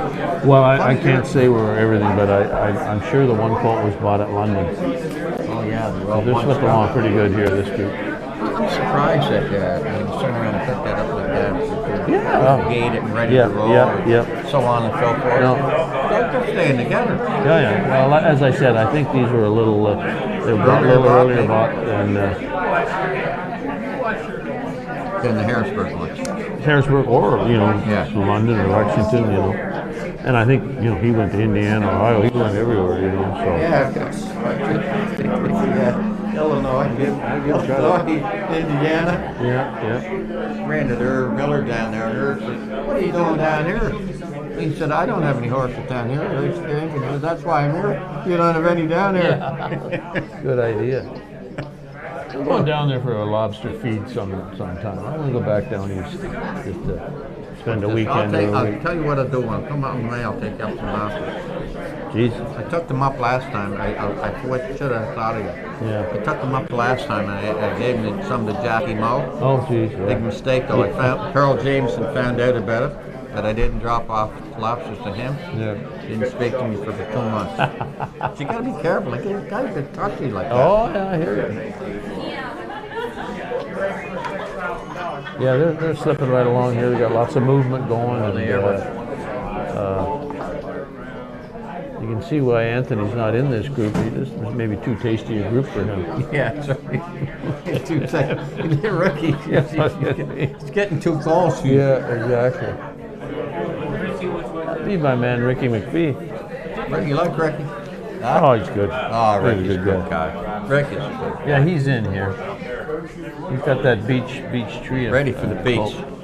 He's out and going, removing, going to the front.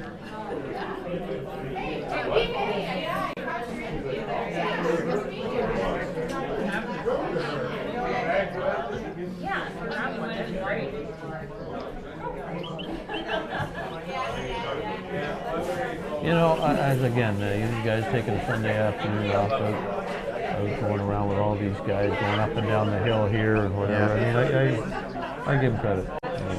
Yeah.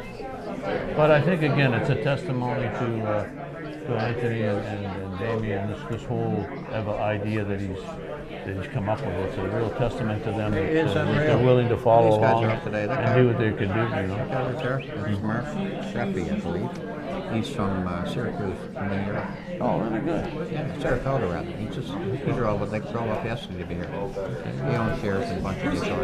Yeah. I just hired him to be a writer for the Atlantic Post Office to cover the New York team for me. So it's good for me. Yeah, I got a writer to cover, and there you go. Away you go, and he's a shareholder.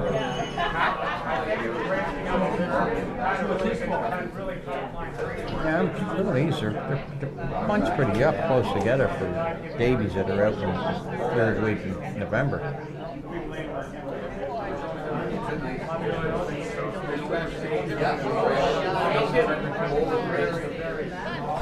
September 2000.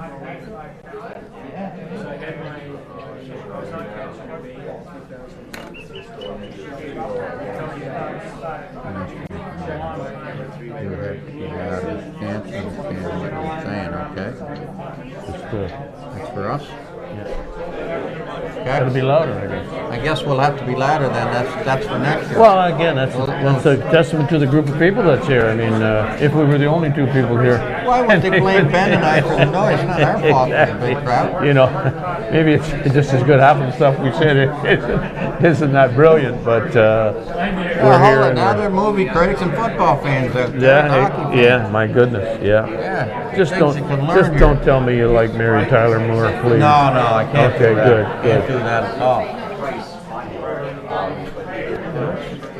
We're wrapping up here.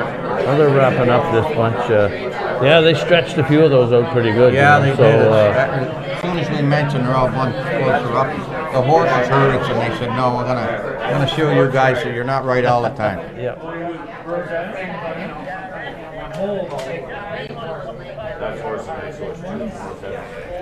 Down to the last one. I wonder what kind of, I see there's a lot of business going on up there. I don't know what they're doing. I guess. Amy's been up there working on share movement all day, so. Is that what's happening over there? It looks like there's some economics being done. Yeah, Amy's right there. That's Greg McNair's daughter. She's married right there. She's married to Billy Davis. Oh, okay. She does bookkeeping and a lot of yeah. She does the bookkeeping and a lot of the.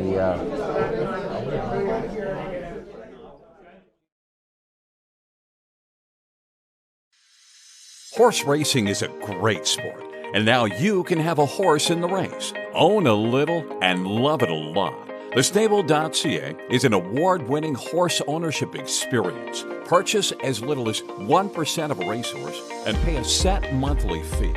No surprises, modest investment, low risk, and completely accessible and transparent operations. TheStable.ca offers a unique, engaging racehorse ownership experience and features great customer service and consistent updates about your horse. Our innovative video production team tracks your horse's training progress, and clients are encouraged to visit the horses at any time. TheStable.ca is right for harness racing, and if you want to have a horse in the race, it's right for you too. For more information about The Stable, email Anthony at TheStable.ca or call 519-400-4263.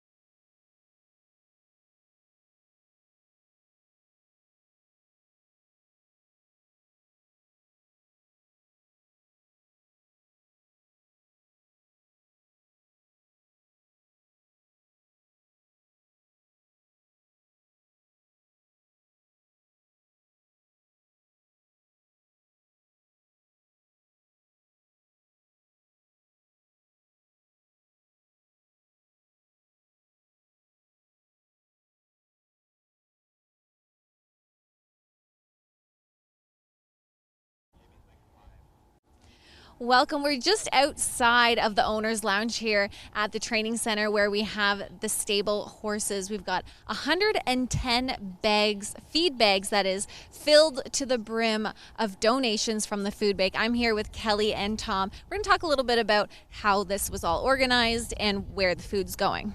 All right, so at each of the previous open houses, we did do food donations for the Guelph Food Bank. This year we decided to step it up a little bit, so we wanted to highlight the fact that there are 110 horses in the stable, which is amazing.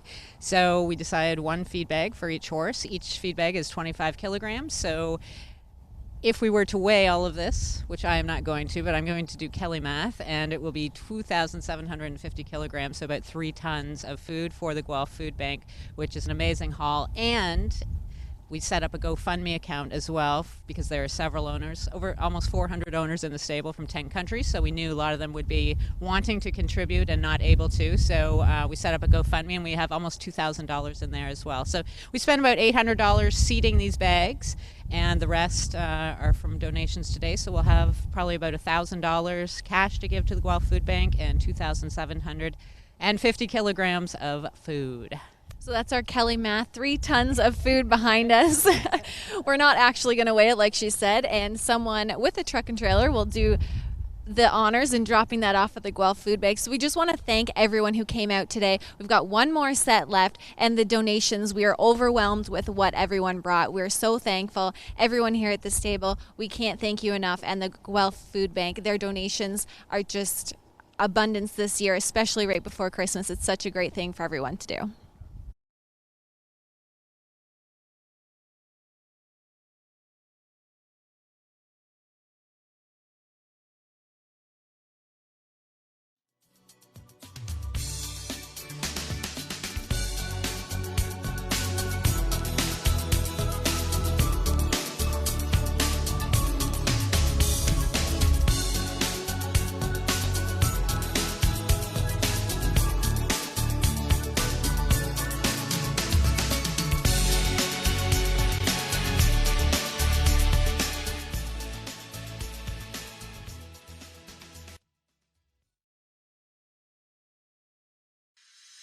Horse racing is a great sport, and now you can have a horse in the race. Own a little and love it a lot.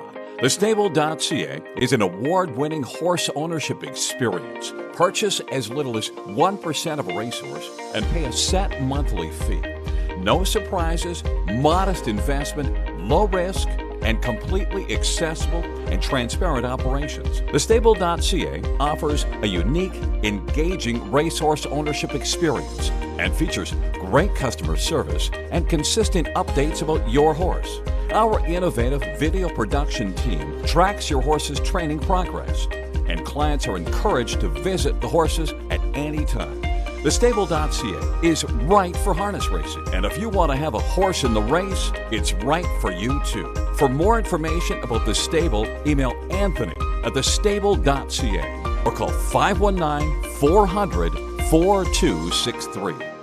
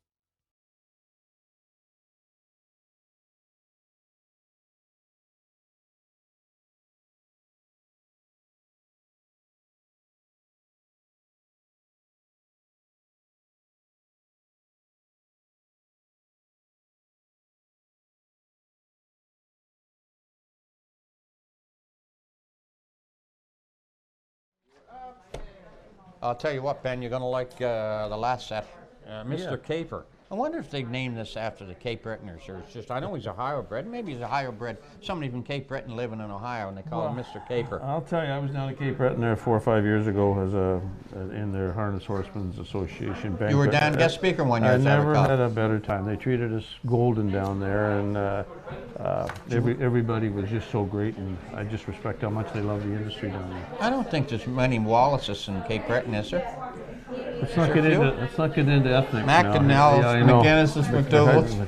I think that's how I started the whole speech. I think half of them worked for me because I had a bunch of over the years. Yeah, if we didn't have any luck, we had fun. So, well, look at this anyway. now. Here's a Gucci. Lots of money here, and a double cross of Valley Victory. And we did that last year. We did Cruising in Style, and we noticed that, and he was a winner. Let's hope this fellow is too. And you know, you got second Westgate Crown. Westgate Crown right there. So again, this horse Gucci was well received, and he should go ahead, and there should be some money made there. Well, you're gonna like this fella. The next one coming up too is a Cadabra. We'll see him around. Well, Be a magician, Daylon magician. Oh my goodness! Another real good local family here. Lexus Amigo, Helios Magnum, all were creditable horses on the racetrack, and again, see the similar type dam last year ended up giving us Lawmaker because he's out of a Amigo Hall dam. Yep. Saying something similar. Yep. This is a Cadabra, first Cadabra, by the way. Number 3, Swandray the Giant. Hey, this is interesting. Yeah, Swan for all. Horse. Has had very good luck down there. Hanover. Yep. Third fall of a young mare. Yeah. Look at the second dam, Nureyev. That's a trotter. It's owned by the buddy that you were talking about, Blaine McPherson. Oh, remember really? the guy that bought the mare at the sale? I looked for him for 3 days down there, trying to buy the one off him that he bought. Well, he's not hard to find. I hope he has luck with it. And he's a football guy too, like you. Oh, and he owns this trot mare down there, Blaine McPherson in Wiltshire. There you go. Great guy. Yeah, this pedigree here says it could go ahead too. Could go ahead. All right. Maxwell Plum, man of many missions. Well, as Anthony just said, he's had good luck with Man of Many Missions, and again, great family here on the page. And if you're a hunch player, you get another double cross of Valley Victory in the Siren Dam. There you go. And the last one, Time Mill Tulio.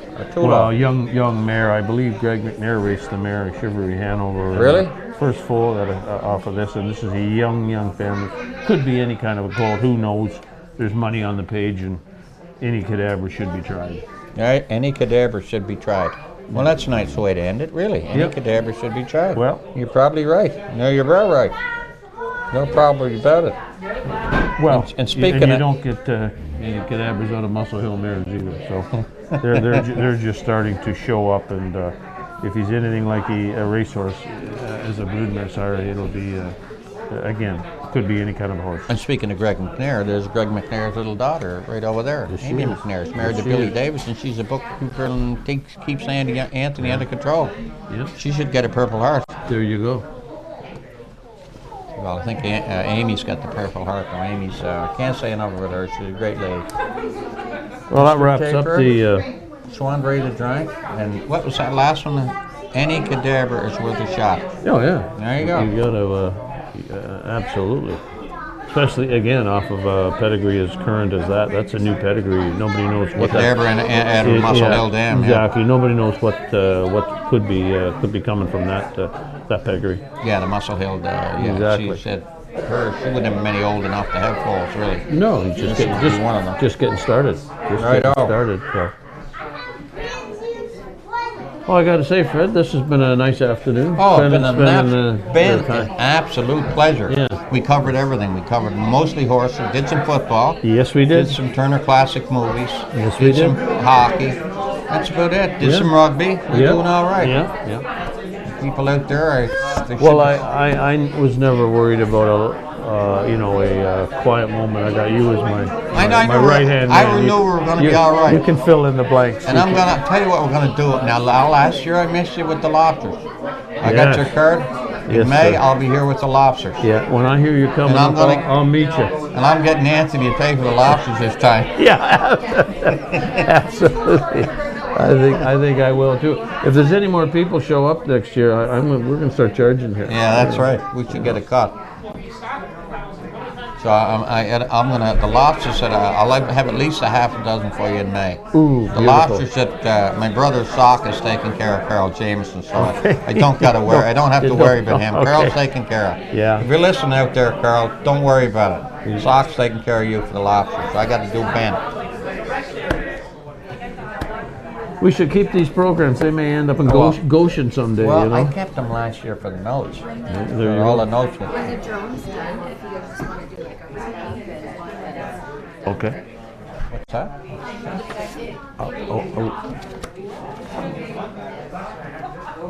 It's Curtis still. What do you want to do, Jamie?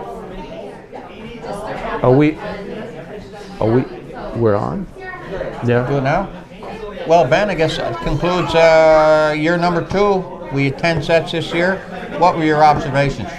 Well, as I reiterated lots this afternoon, that Anthony has really stepped up as far as the pedigrees on these horses, and he's given his investors an opportunity to maybe go places. But I can see that it's a progression, and it's a very positive progression, I think, not only for his investors, but I think for the industry as well, because as I mentioned earlier, to every horse that's here, there's a big story behind them, and there's a multitude of people involved, not only getting that horse here and getting him trained, but the follow-up as to what the new owner might think. And he now may be interested in following up on the mare and following up on the stallion and following up on just what the whole game is about. So there's no downside here that I can see, and I wish everybody well, and hopefully the game is better for it. Well, thank you very much, Ben. And the other thing I made my notes during the day is we did the colors, the driver's colors. I'm going to make sure that I also have a couple of training questions, because last year I asked you a couple of training questions, and you gave those horsemen out there some great advice. And I ran into a couple of people, old homies, that told me they listened to your advice and whatever you said worked. We only had one question this year about the shoeing. So we'll have a couple more for next year. That's how we're going to improve it. No So problem. we'll have 2 of those for next year. Your lobsters, and it's been a terrific day, very enjoyable. I always learn something when you're with Ben Wallace. Well, once again, thanks very much for having me, and good luck to everybody involved. Thank you very much, Ben. We'll see you in the spring. Absolutely.